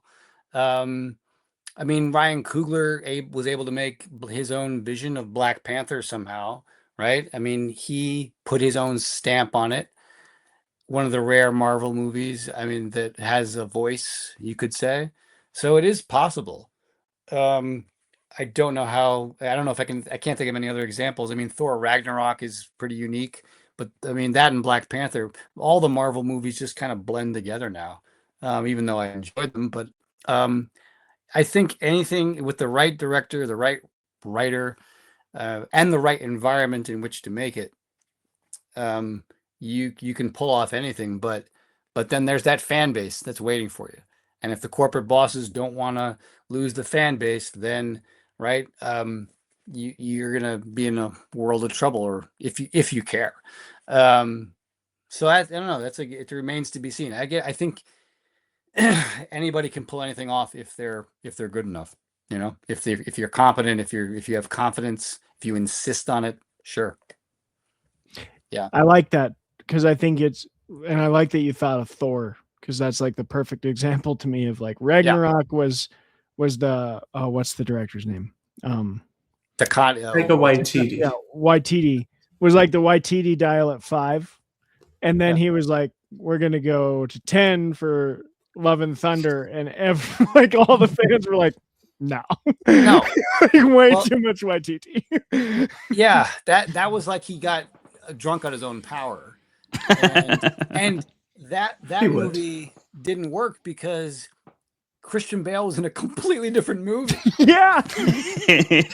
He's in a when he's terrifying. Like he's in a horror movie. He's and then we incredible go back to like in that. It's he crazy. was incredible as he always is. He's always and he that whole black and white sequence is incredible. But then you go back to the vibe of like, and it's like what? Like that was a mind fuck. That Marvel movie was like, what's going on? Yeah, he got drunk on his own power. Ragnarok was a miracle of tone and voice, and then he just said, "Oh well," and then the corporate bosses probably said, "Oh, we got to do that again." And when you do that, then you lose it. So yeah. Clay, can you restate the question?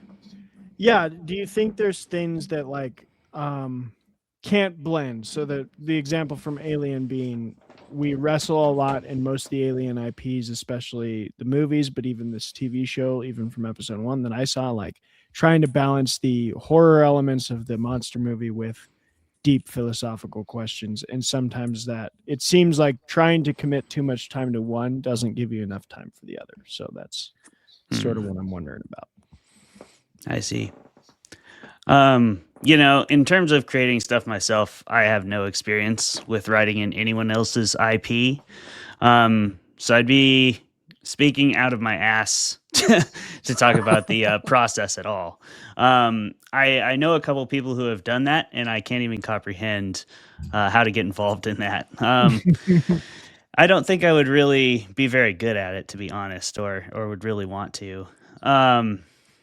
Yeah, I don't know that there's things that can't mix. I just think that the more established and followed and recognized an IP is, it feels like moving to a new town. If you're gonna live in this town the rest of your life and you want to like really make a good impression, you'll have to genuinely get to know your neighbors and find out like who's a good mechanic in town and go to them instead of the dealership and do all kinds of stuff like that.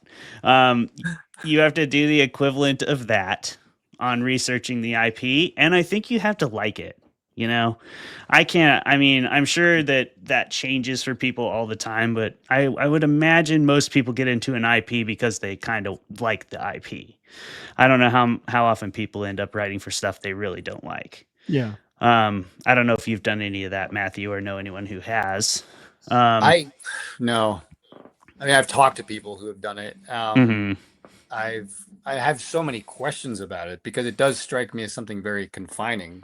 It seems like fun, but I can't tell you the author of any Star Wars novels except Chuck Wendig. All right, I know Chuck Wendig has written Star Wars novels, but that's only because I know Chuck Wendig. So, but I don't know how. It's hard to distinguish yourself. How do you distinguish yourself?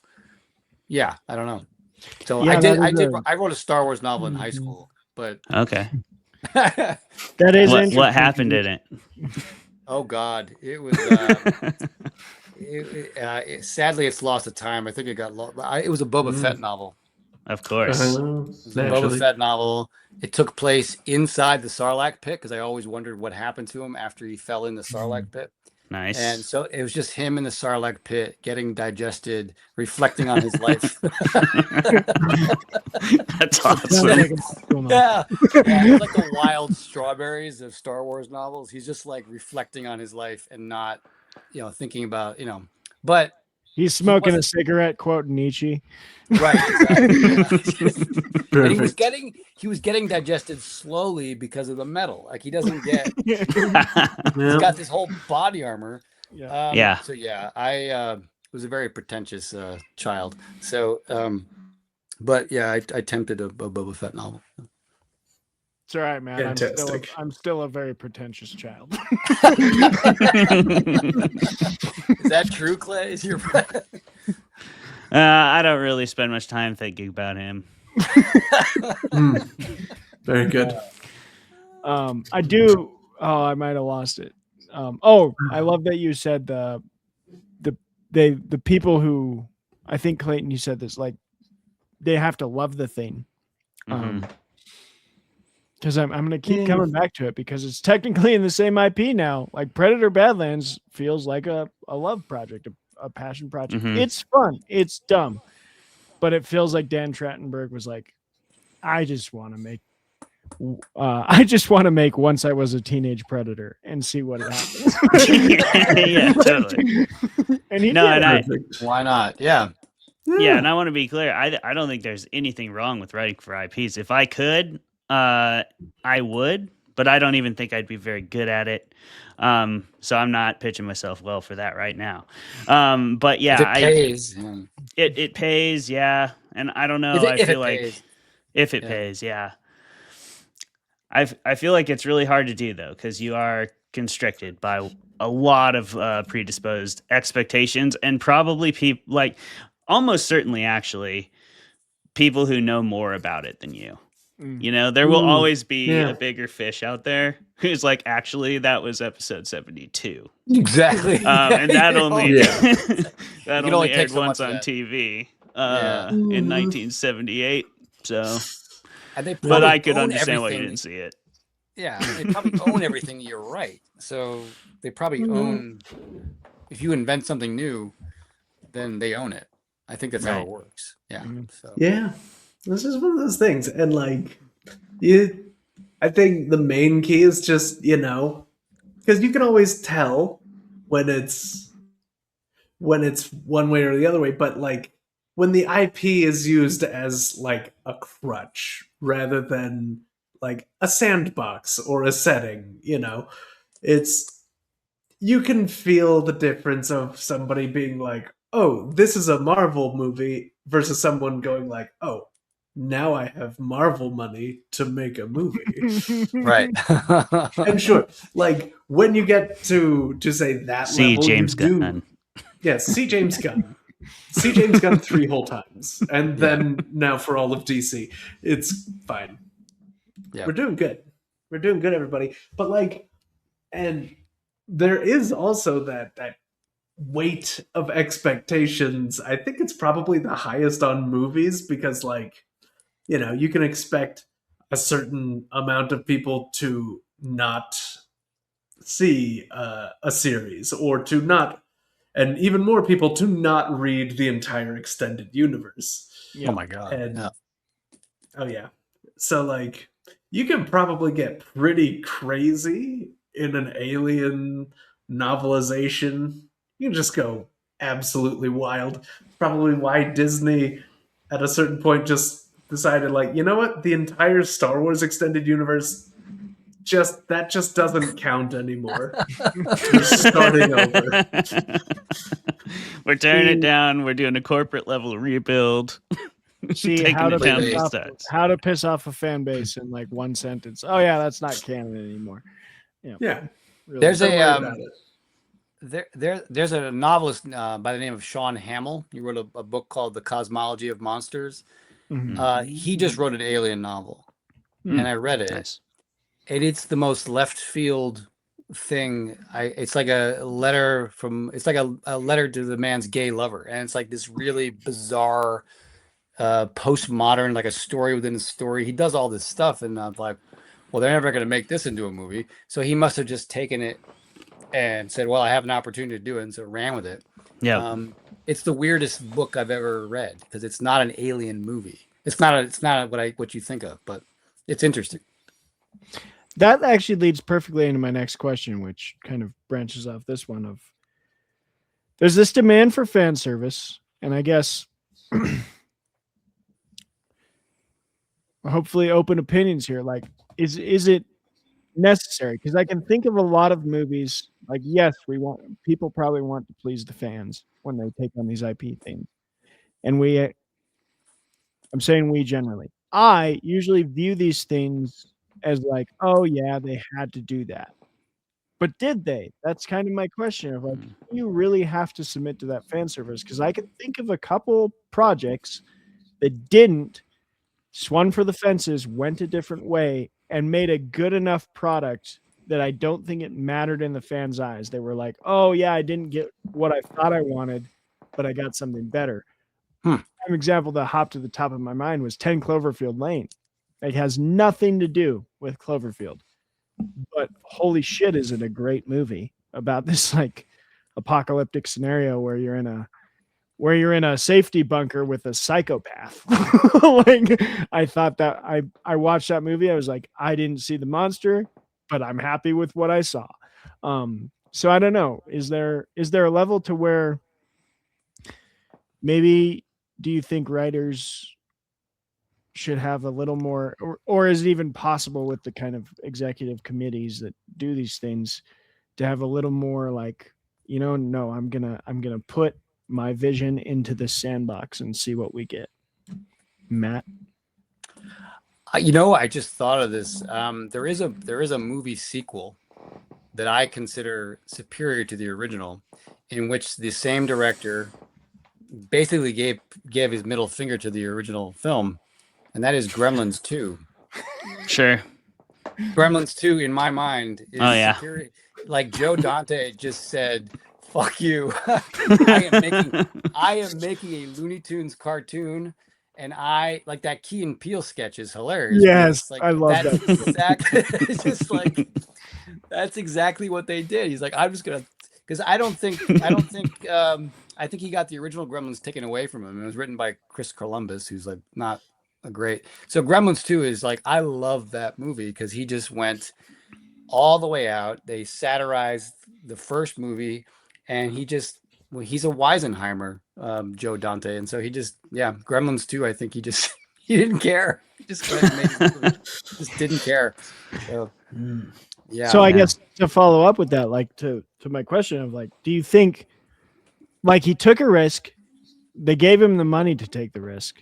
Yeah. Would you like to see more of that kind of thing where it's hey, I'm gonna do the thing inside the IP? So I guess that's more of my root question is like, should we see more things inside IPs only taking risks inside the story instead of this like basic, I have to submit to the fan service? Is IP really the problem, or is the fan service thing the problem? I guess is the question.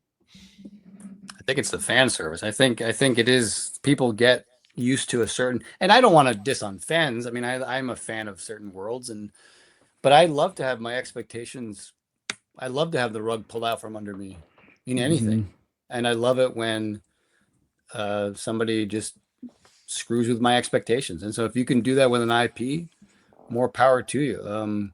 I think there's also a danger of over intellectualizing some of this stuff. Like The Predator is about ripping spines out of people's backs. Yeah. Like there's no need to get too. Don't overthink it. Yeah, don't overthink it. I love. But Prey was also good. Where he's I liked Prey. Yeah, Prey I loved so much, and it was just as beautifully shot. It's a perfect environment, perfect opponent for the Predator. So really just straightforward genre exercise that happened to have a unique vision. So I would love to see more of it. I don't like seeing the same thing over and over and over. Yeah. I don't. Yeah. So No, please surprise me. Prey's a perfect example because it was like they tried to put the Predator in New York. They tried to put the Predator against Alien. And then some genius came along and was like, hey, you know how we had the Predator against Marine Commandos? Yeah. What if we had him against Comanches? That'd be pretty dope. And it worked. It worked. You'd be pretty great. Clay? It works. Yeah. I mean, when it's a good story that somebody clearly put their heart and soul into because either they love the IP or they love putting their spin on the IP, it can work out really well.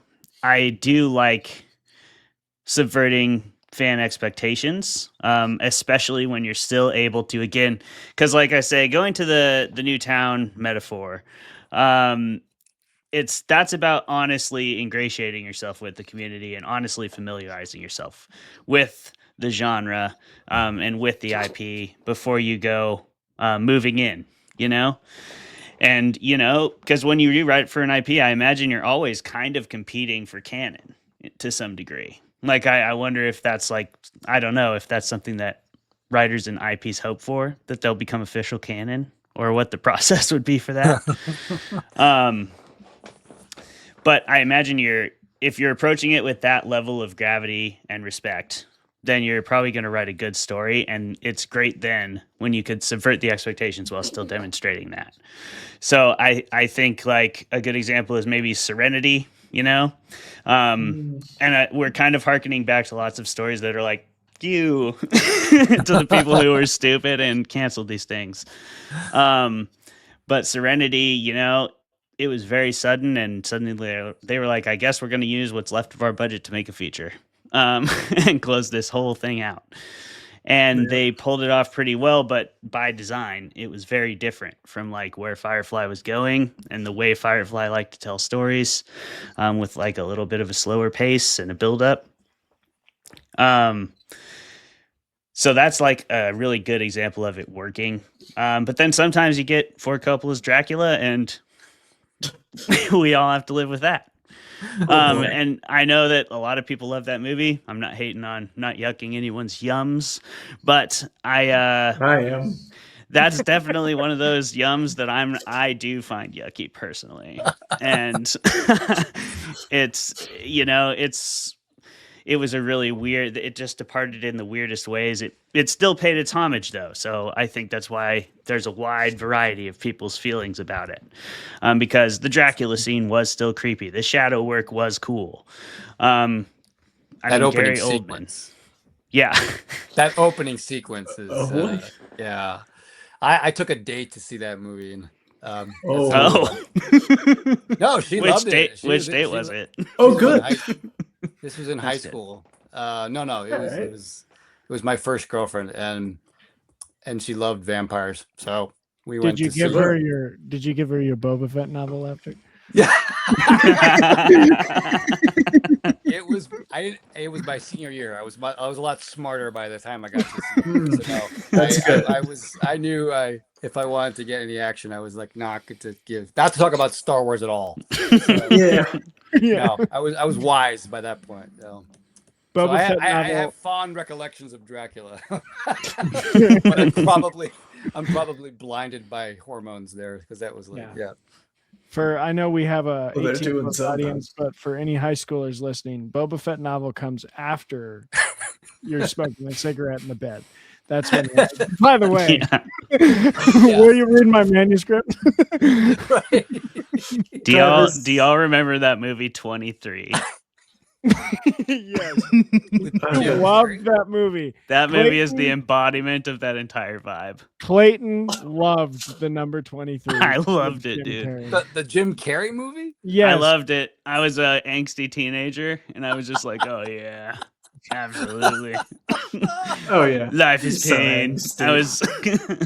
Wow, I would Yeah. not have pegged you for that. Just your fit. Wow, that Yeah, that movie. Jim Carrey's serious phase. Oh man, Oh, yeah. it's not my Middle finest school hour. Travis- I middle school love a Travis- serious Jim Carrey. Yeah, middle school Travis has many memories of Clayton, high school Clayton being like, "Bro, the number 23."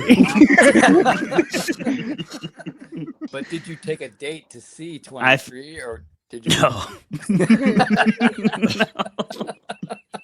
Because that No. would be. Woo. No, that was Yes. one of my darker secrets. It would have been a rough date movie for sure. That's one of those ones where you kind of have to already be married before you bring that up. For sure. Well, you might Yeah. get divorced after seeing that movie. That's fucking. You're right. Maybe also have a kid or something. I don't know. It's not. Just really trap him in there. Oh no. Oh, Jeremy, do you have any comments on the fan service question? Well, hey, look, I think the ultimate service to the fans is to just make something good. You know, just go at it as good as possible. Now, that doesn't always work. Like, as much as I maintain that, like, what is it? Ryan Johnson's Star Wars movie is probably the best of the Star Wars movies. Oof. A hill I'm prepared to die on. You will die lonely on that hill. Hey, look, it's not The Rise of Skywalker now, is it? It's not. There It's is not one that. movie worse than The Last Jedi. One. Excuse you, there are several Potentially worse. two. Attack Did of the you Clones. see? Attack of the Clones is pretty bad. Attack of the It's Clones. pretty bad. Good. Jango Fett Ewan was sick McGregor though. was there. Jango Fett. I wrote a book about Jango Fett. I bet you did. Yeah, they should have adapted my novel for this. They just, Exactly. they might as well. Darth Would've Maul been and more Jango Fett hanging out, fighting peace, fighting justice. Oh, Exactly. That's the Death buddy sticks, cop that I want. Smoking Remake death that. sticks I want all of and that. quoting Nietzsche. I'd watch that. I'd watch that so fast. Oh my god. Exactly. Absolutely. But you know, I think that is one of the risks in like trying not to please fans and just trying to tell the story you intend, is that you know, you are shackled to an IP, and whether that IP is like, you know, helping you move along, or if you're just dragging the corpse of something that probably was good once behind you in the three-legged race of life, you know, that is ultimately not for you to decide. That's for the fans. And so I'm pretty sure there's just no good answer to this. But, you know, if there isn't an IP, then you have no fans to service. And you can just do whatever, I guess. I don't know. I lost it. I lost it halfway. You helped me. I think this is another follow-up question. We're going on a lot of questions I didn't actually write down, so thank you for guiding this discussion, people. But I'm thinking of, like, it seems this thing I've been thinking about a lot from critical articles I've been reading and stuff is character truly the most important thing in story? Because when I think about the IP movies and books that kind of went off the rails but succeeded, it's the ones that like honestly told the perspective of characters within the world that made sense to the world but were different.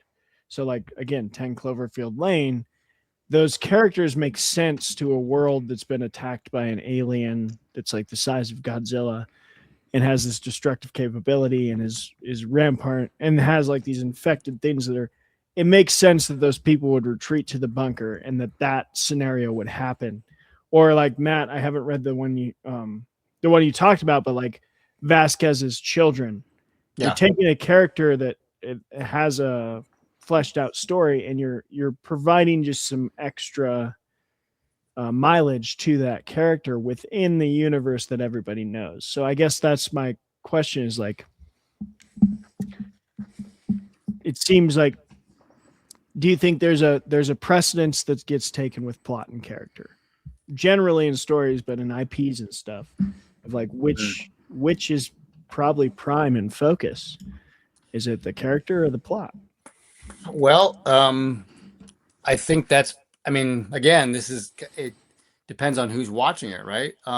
So in The Last Jedi, when he tossed that lightsaber over his shoulder, I knew exactly I mean, I was like, oh, this is what he's going for. Like, I knew what he was going to do. Like, I was like, oh, he's demythologizing the hero. But I know that pissed off a lot of people because they're like, oh, that's not my Luke Skywalker. Right? They got very attached to their vision of Luke Skywalker. But so I don't know. That's a good question. The V. Castro novel about Vasquez, you can tell she had a lot of fun.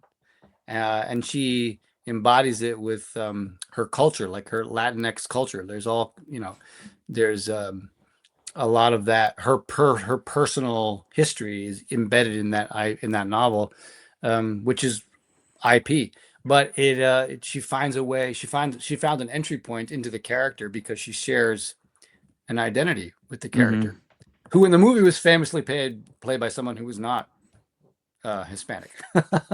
I mean, Jeanette Goldstein, I think, is Jewish. I think that's the actress's name, right? The woman who plays Vasquez. I will look it up and tell you. Yeah. But I don't know. I mean, character and plot have to be intertwined. Character takes an action. So, yeah, I don't know. Again, that's probably why I would not be good at IP either. Like Clay said, like I'd be too constrained by who the character is. I read a Star Wars novel, the only one I've ever read, by Stephen Barnes, partner to Tananarive Due, if you've heard of her. He wrote a one that followed Mace Windu, Nice. the Samuel Jackson Jedi. Mhm. And it was interesting, Barnes is a martial artist, so he stuck a lot of martial arts in that book. So, but I couldn't tell you like what a Mace Windu character is. So you'd have to be, I don't know. The fans are probably going to take you to task if you ruin. Everyone's got their idea of what the character is. So Yeah. you can't win. You really can't win. Also, for the record, Matt was correct. Jeanette Goldstein did play Vasquez. She plays Vasquez, and she fooled me, but she's not Hispanic. She's like so famously, yeah. There you go, man. Jeremy or Clay? Well, Jeremy. yeah, Clay. Go ahead, Jeremy. Well, very good. Go. Like when we're talking about like now, for most of my favorite stories, it's all the characters driving the story, but like, and I really like that. But if the plot can give you enough to think about on its own, then you don't automatically need a super deep character. You can get by with a Keanu Reeves type. It's probably one of the things that helps like The Matrix work as well as the first one did before becoming increasingly divisive, I suppose. I assume the most recent one was trash. Why not? But like, there was enough going on there that you didn't need Keanu Reeves to have a super like developed, complicated thing, because he was just there being the blank slate, the men's bathroom symbol of actors. For everyone to it's like, just this blank man for everyone to be like, yeah, that's me. I see this man here, and I believe that is what I would be and where I should be going. Like the little man on the men's bathroom sign. That guy. Oh, the sign. Okay, I get it. I was like, wait a minute, what? What a take. I just saw a bunch of guys at a urinal. What a take. I don't get it. What a take. Keanu Reeves is the men's bathroom man of actors. When I see Keanu Reeves, I do not think I am him. No. Good. Yeah, he can probably beat the crap out of me and the rest of us. Certainly. That's fine. Certainly. Hardest working man in Hollywood. He's fantastic. And yeah, but I think what it is, and what I'm getting at ultimately, is that like if your plot has enough going on, you don't have to worry too much about the characters. If we're talking about Alien Earth, I don't think this plot does that. I don't think it does that at all. It does some alien stuff. That's fine. You can do alien stuff. It's okay. And superheroes. Hey, those are hot. That's fine. It's good. Superheroes are so hot right now. So hot. Yeah. 100%. Look, not everything can be the perfect film, which is Speed Racer. Every time. Matthew, don't take the bait. I have never seen Speed Racer, so I have no idea. All right. Clay, greatest movie ever made. It's fine. I don't know. I don't think that anything is the most important thing in a story. And I think it matters a lot on which story you're trying to tell. So Jeremy has a point about the different IPs have a different level of openness to them too. And it depends on how much you distance yourself from like the most popular IP. So like it's more okay for, I think if you're going to carve your own path out of it, then you see examples where people go pretty far away from the original source material. I'm trying to think of an example, but of course I'm drawing a blank right now. Something that like, or, you're more beholden to the plot and the expectations, and maybe you as the writer and creators like really want to be a positive part of the expectation. Then you adhere more to the rules that everybody expects you to follow. The Alien franchise in particular has a very strict sequence of events that always happens. And unless it's AVP, I think it happens a bit less. It's still there though. But once it starts, you're pretty much locked into having to finish it. And if you didn't, I can't think of an Alien movie that didn't finish it. I can think of Alien movies that were like, but we're going to go bigger, actually. Watch out. You know, this is bigger than the xenomorph. Bah! But that's like, I don't really see them ever not finish it. So that would be an interesting Alien movie. They just, captured the face sucker and didn't turn it into a xenomorph. I can think of, to your point, Clay, about ones that maybe go further that you said you couldn't think of an example.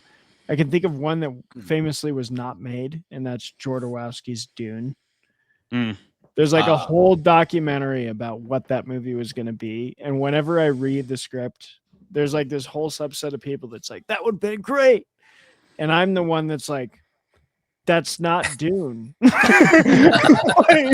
Yeah. Like, just call it something else and make the movie you want to make. Like, that's just not Dune. That's too far outside the IP.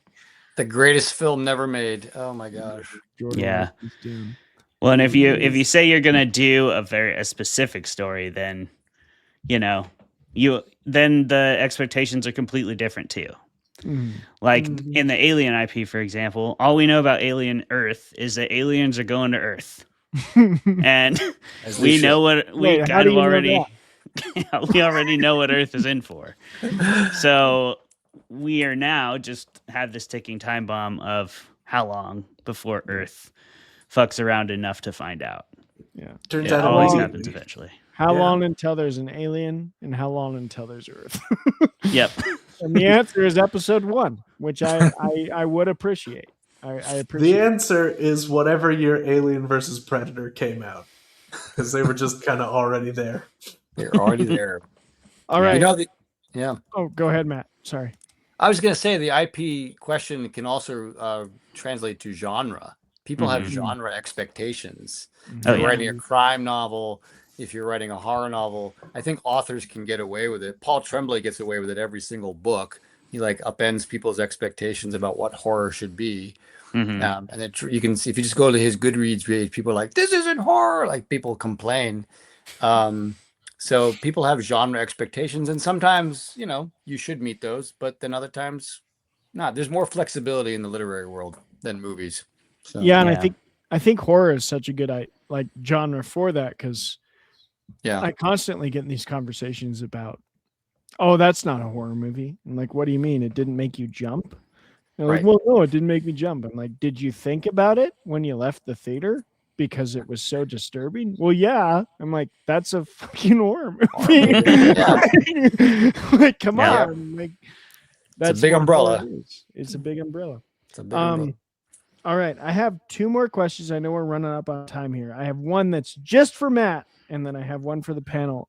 Matt, if you have the time, but I want to let you. Okay. Sure, of course. At time. Let's go just for Matt for the first one. Woo. So just you. That's Mr. Mercier.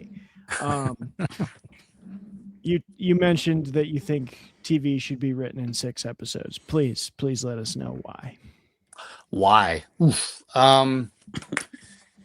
Because it goes against the grain of what the corporations want. People we all know that TV shows go on far too long, longer than they should. It's like a novel. A novel, no matter how well written, a novel will always be flawed because the longer you stretch out a narrative, the more you just have to keep adding stuff, and there's always going to be something wrong with it. There's always going to be a plot point. It's never perfect. A short story, a poem, the smaller things are, the greater the chance for fantastic success. And so likewise with the TV series. I don't know if you all have seen The Night Manager, the spy series with Tom Huddleston. Fantastic. Six episodes. You're in, you're out. Brevity lends itself to genius. I think if you can make something concise and beautiful in a short amount of time, There's no need to have 8 seasons of crap, which happens with so many TV shows. They overstay their welcome. So, and unfortunately now in the age of streaming, the numbers matter more than the quality. So, but yeah, television should be should constrain itself. 6 episodes is like, I think, enough. You don't even need 8. So. I think I would generally agree. I think I love your statement that brevity is very good for that storytelling thing of like, and Yeah. you know, I can think of series like we always reference Breaking Bad and Better Call Saul that went, Yeah. you know, several episodes, but I feel like even those ones, when I think about them, are broken into mini arcs. Yes. That fulfill themselves in like Yeah. 5 to 6 episodes. I'm one of those contrarians that thinks Better Call Saul is better than Breaking Bad. So is my wife. I was impressed with both. They're different. I need to rewatch Breaking Bad to make a full judgment because I just finished Better Call Saul. Breaking Bad, I can see the plot holes more readily, and Better Call Saul, the character development is just so. They're more mature writers at that point. Like I just felt like his descent was far more believable. By the time Walt was killing people in prison, I'm like, I don't know if so that was weird, but controversial take. But I think you're right though about the brevity because I think like even the shows I think of that are longer, have little mini arcs. Andor is one of my favorites, and yes, it stretched to I think 12 episode seasons, but those 12 episodes are in 4 3-episode chunks. I might be wrong. And that's it. He's not doing another one, right? Yeah, he's done. And he like told his story about the one character in these 3-episode chunks, and all those arcs tie up, and it's beautiful. And I think you got a point there. You have a greater chance of the viewer remembering it too. Yeah. Like I couldn't tell you, if something's on for 8 seasons, they all blend together after a while. So, yeah. Oh yeah. I think the real. Go ahead, Jeremy. Oh yeah. Well, even like I bring up Lucifer every once in a while I can't hear because of what? Oh, you can do it. It's great.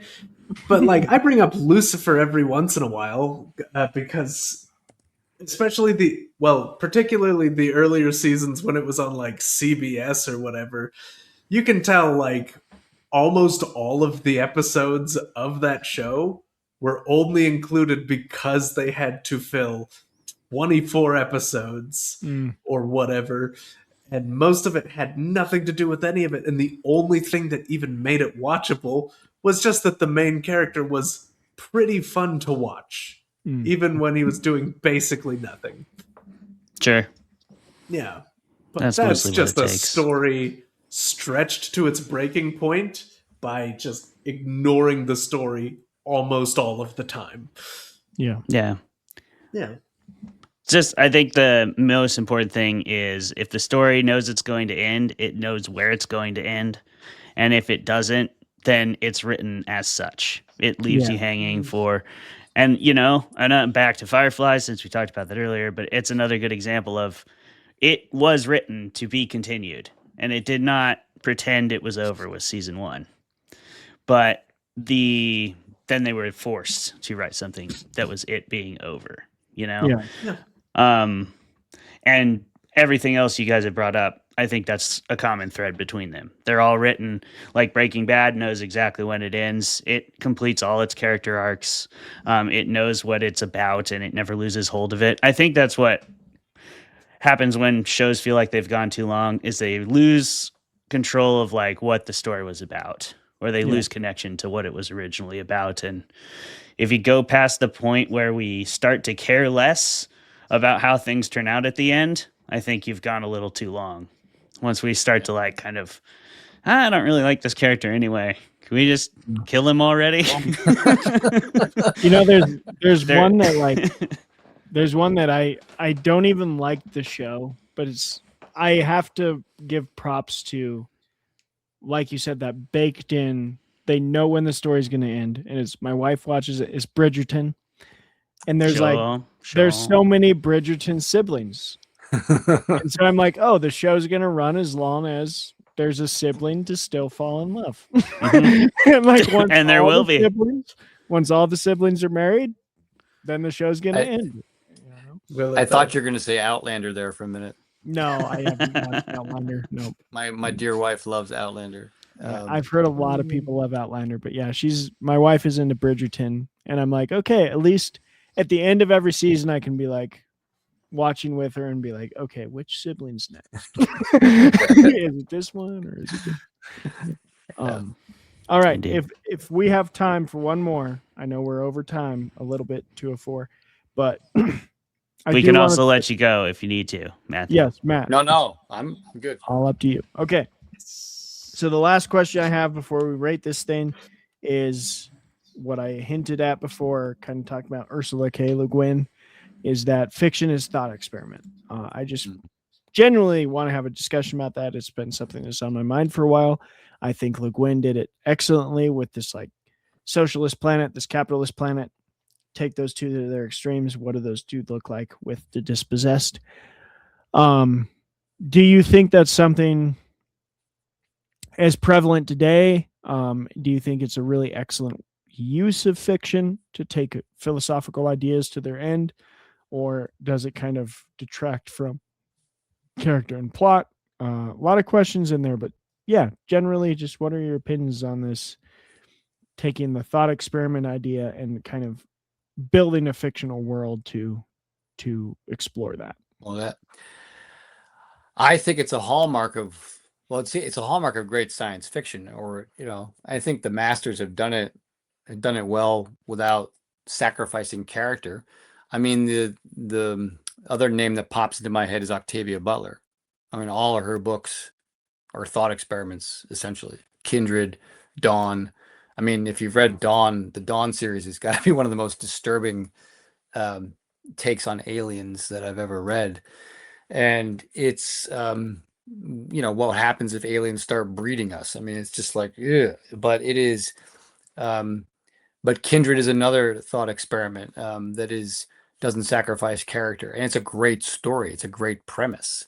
So, yeah, and Le Guin is one of the masters of this. She did it so well in The Left Hand of Darkness, The Genderless Planet, The Lathe of Heaven, about a man who tries to control your dreams and tries to achieve world peace through that. The word for world is forest, which is basically Avatar in many ways. So every one of her books is the ideas are there, and yet Ged and Tanar are as alive to me as Frodo and Sam. Like, those characters are vital to her fiction. So it can be done. I'm trying to think of somebody, a modern writer but it has gone away, at least in my reading.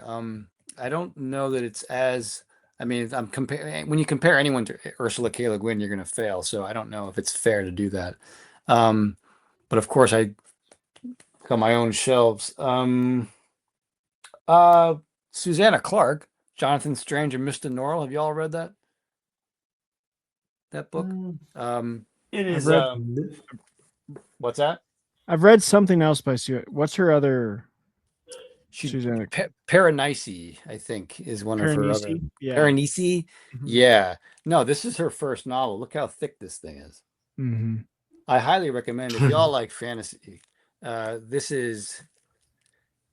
it's about two warring wizards who go at it in England, Napoleonic England, and it's all about ideas. It's about practical magic versus theoretical magic, and it sounds cringy maybe, but it's like Jane Austen meets Harry Potter. So it's really, really something. So yeah, this came out like 2004. So that's one that's full of ideas. But thought experiments, yeah, Le Guin was the queen of that. She just wasn't afraid to go there. But I don't think you have to sacrifice plot or character, but you have to be really good The dispossessed, the dispossessed. I cannot imagine that was. I'm sure that was the most difficult book to write because that book is. Yeah. Some people have told me they feel like they're being lectured when they read that book. So maybe I'll have to go back and reread it. But I remember trying to read it in like certain scenarios. Like I find places to read all the time. I have like a car book, I have a bed book, and I tried to make it one of those. I tried to make it one of those like passing period books, and I was like, this is too smart for that. Like I have to like find a time to sit down and read The Dispossessed. Yeah. Yeah. The Dispossessed is something else. Yeah. Claire, Jeremy, any comments on fiction and thought experiment? I know we've talked about it on a previous show, but well, yeah. But I mean, like, as far as I'm concerned, every story is some kind of thought experiment. It sets up something and says, this is what this person would do, which automatically begs the question of, what would you do? This is the scenario. What would you do? Now, sure, there are a lot that are just kind of lazier, and there's less of that you can do when you have more reactionary characters of just like, by the way, an alien shows up and it's gonna try and kill you. What are you gonna do? You running or you fighting? How's that gonna go? But it's just something that's kind of inherently baked into stories, and like if something gives you more to think about, I always find that really cool, and I think that's part of what disappoints me about Alien Earth. It's because there are some cool philosophical things that you can really dive into, and the story's like, don't worry about that. Look at these people that look like they were put through a blender.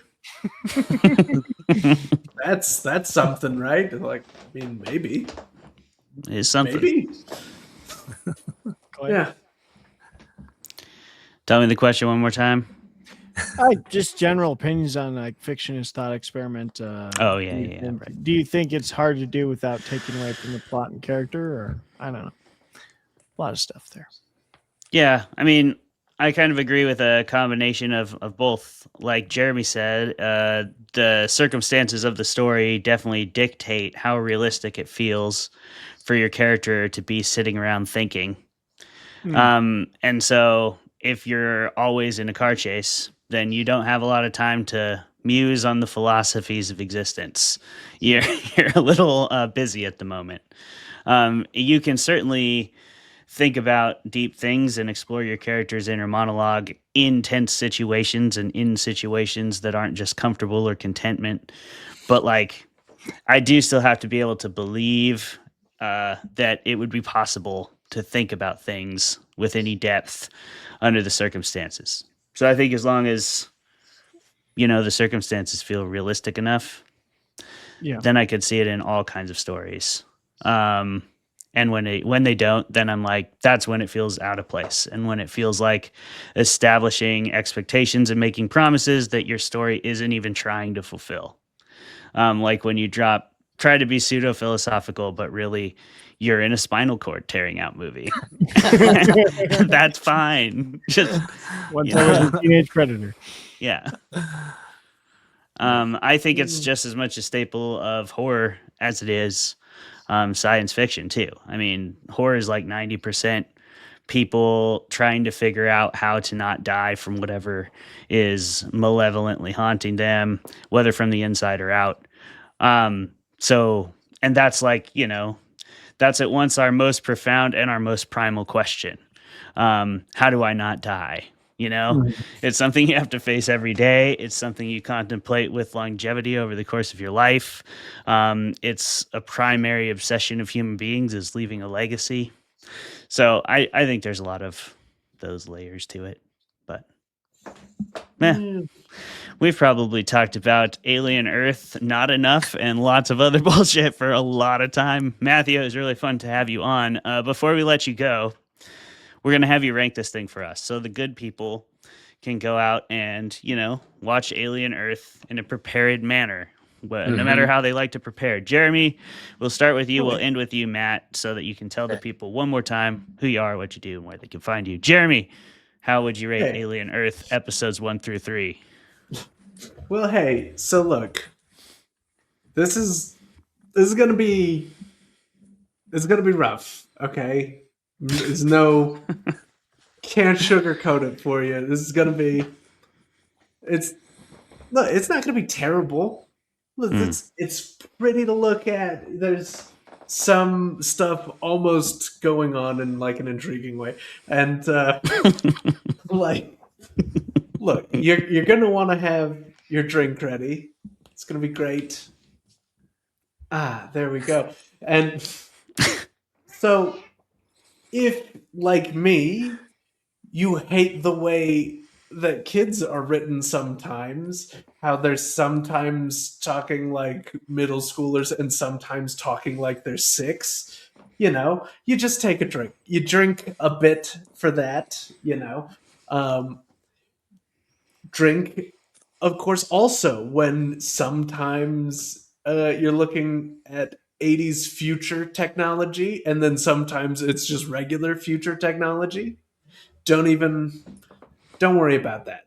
Just assume it was an aesthetic choice. Anytime you see or hear quoted Sid the Sloth, also, yeah, just get right in there. And like, when the cyborg is just a dick, for what seems like absolutely no reason, I didn't watch the whole show. Is there a reason? Did we find a reason? He's under a lot of pressure, for sure. Look, really high expectations and a very fierce competitive work environment. Okay, he was fully asked not to go retrieve the aliens, and he's just like, "No, I'm gonna anyway." And Seems to so be. he's just doing that for the love of the game. And so Travis? you're gonna have another drink For the love of the game. For the love of mother. It was for the love of mother. M-U-T-H-E. Why not? So you've got a drink for that. So yeah, I don't know what the number is. It's too much. None of us do. It's too much. I don't want to assume for you, Matthew, but Travis and I stopped counting Jeremy's drinks a long time ago. Yeah. Oh yeah, I lost track. Yeah, you would. Don't worry about it. Travis, right. I'm gonna have. How would you approach episode 1? I got 2 options here because this is. I'm looking forward to the season. You're gonna line up. So you're gonna have 2 tables, and yes, this will be a waste of both dishes and alcohol. Furniture for this. You're gonna have 2 tables. On your right side, you're gonna have this show is awesome. It explores the philosophical ideas that it's introduced, while also blending alien horror and action perfectly. And that's all just gonna be like maybe only 3 tankards of beer. So you're sipping while you enjoy these exploration ideas. You don't want to get too drunk. Then on your left hand, you're going to have a shot for every time the superhero shit really overpowers the plot line that you hope is coming and becomes something that you wish just didn't happen. And it sounds like every time we get to the telekinesis shit, that's probably going to be a shot. So you're going to have 1 table that's just full of shots of bourbon and 1 table that's like 4, maybe 5 tankards of ale. And we'll see where you end up. If you really like the show, you're going to have, 4 beers, and that'll be nice. You're going to be feeling good. If you hate the show and it does too much of the superhero shit, you're going to have like 20 shots of bourbon and you're going to die. so there's your 2 options. Yeah. Call the ambulance first. Yeah. Clay? And if you're the kind of person who prefers the superhero shit, you can always just change the tables. Yeah. You can just move the labels over and then do shots whenever they're doing philosophical shit. Yeah, Either way, tables, you'll you get make the super rules. fucked up. Yep. Yeah. That's right. I don't know. I think you should take a shot to empathize every time some living creature is inoculated by the facehugger creature. Is that the right word for that? Perhaps that's the wrong word for that. I'm not a poet like Matthew. Infected? Maybe? You're not. I'm not a poet. I am not a poet like Matthew, actually. That's something we have in common. Yeah. Oh God. I don't know why I just took gets an hot. unprovoked shot at you, Matthew. I'm sorry about that. What? Great hosting. Great hosting. You're doing great, bud. Yeah, I think if you do that every time a face hugger face hugs its way into someone's heart and soul, take a shot, and in between that, just sip on your favorite beer. Have a good time. Because honestly, I didn't think Alien Earth was terrible. I do think it's really slow at the start. It starts to pick up. So if you like the musing bits and the more philosophical exploration, the beginning of the show is heavier on that. So you get that. And then you get action movie at the end. So if you wanted that, you get that too. And if you don't, you can just stop like before the last 2 episodes. Bless you. And because the last 2 episodes are almost entirely that. But you know, that'll happen. So if that's for you, there you go. That's your turnaround point. Episode 6. Just call it good. Just like Matthew said, episode 6. It's the magic number. 6 episodes, yeah. Magic number. And that's about what I would give this series. I think I would rate it 6. I mean, it's not terrible. It's not great. It's just it's just fine. Like a lot of television, it's just fine. It's so hard to make a great TV series. I think it's The Wire's like the only one that The Wire and Deadwood are the only perfect TV. I mean, if I had to pick perfect TV series, so this is fine. You will not be. Well, you might be bored, depending on who you are, but you should take a shot every time the name Wayland Yutani is said. I mean, because there you go. Yeah. I mean, No, and every time it's someone funny. decides to do something stupid with the alien, like which is every time. which is every time, but also That's just every like, time. the one moment where I just jumped off the couch and said, "That's stupid," is when the eyeball escaped, like it fell off the shelf. I'm like, really? This is the future? We still haven't made shatterproof glass? Like, really? You're gonna like that's just the dumbest. Yeah, they just so it's just fine. It's 6. But then I realized at the end of the final episode, they set themselves up for a really strange, because if this takes place before Alien, right? The last line of the series, Jeremy, it's just in case so you don't have to watch. The last line of the series is she says it's time for us to rule. Yeah. Like, and I thought, oh, so she's like gonna be like the Michael, like she's gonna be like Fassbinder's character, like she's gonna like wreck some shit. But I was like, well, wait a minute, then how is that gonna play into because I don't know, it's just gonna be, they set themselves up for trouble, I think, because it's not gonna jive with what we know of the aliens so far. So the Alien series. So yeah, I'd rate it a 6. It's just fine. It's just fine. Well, she has science magic now, so she'll be able to take on Wayland Yutani. Yeah. You know which character I do want more of that they killed off right away is that creepy what's his name? Tang? I forget his the one that was like the one that was creeping on all the women, like he was like repulsive. He in was the best like possible way. The android that just like watched everyone and was he was wild. He was wild, and they took him out. Like I'm like, they just killed him. Took him out right away. I'm like, oh, he was disgusting. It's true. But interesting. Like the first shot of the series is him like hovering over that girl, and I was like, oh, and then boy, then he was killed. So Well, Matthew Mercier. You never get doing great with that. Where can people find you? Who are you? Tell them one more time. You can find me at matthewmercier.com is my website. You can email me.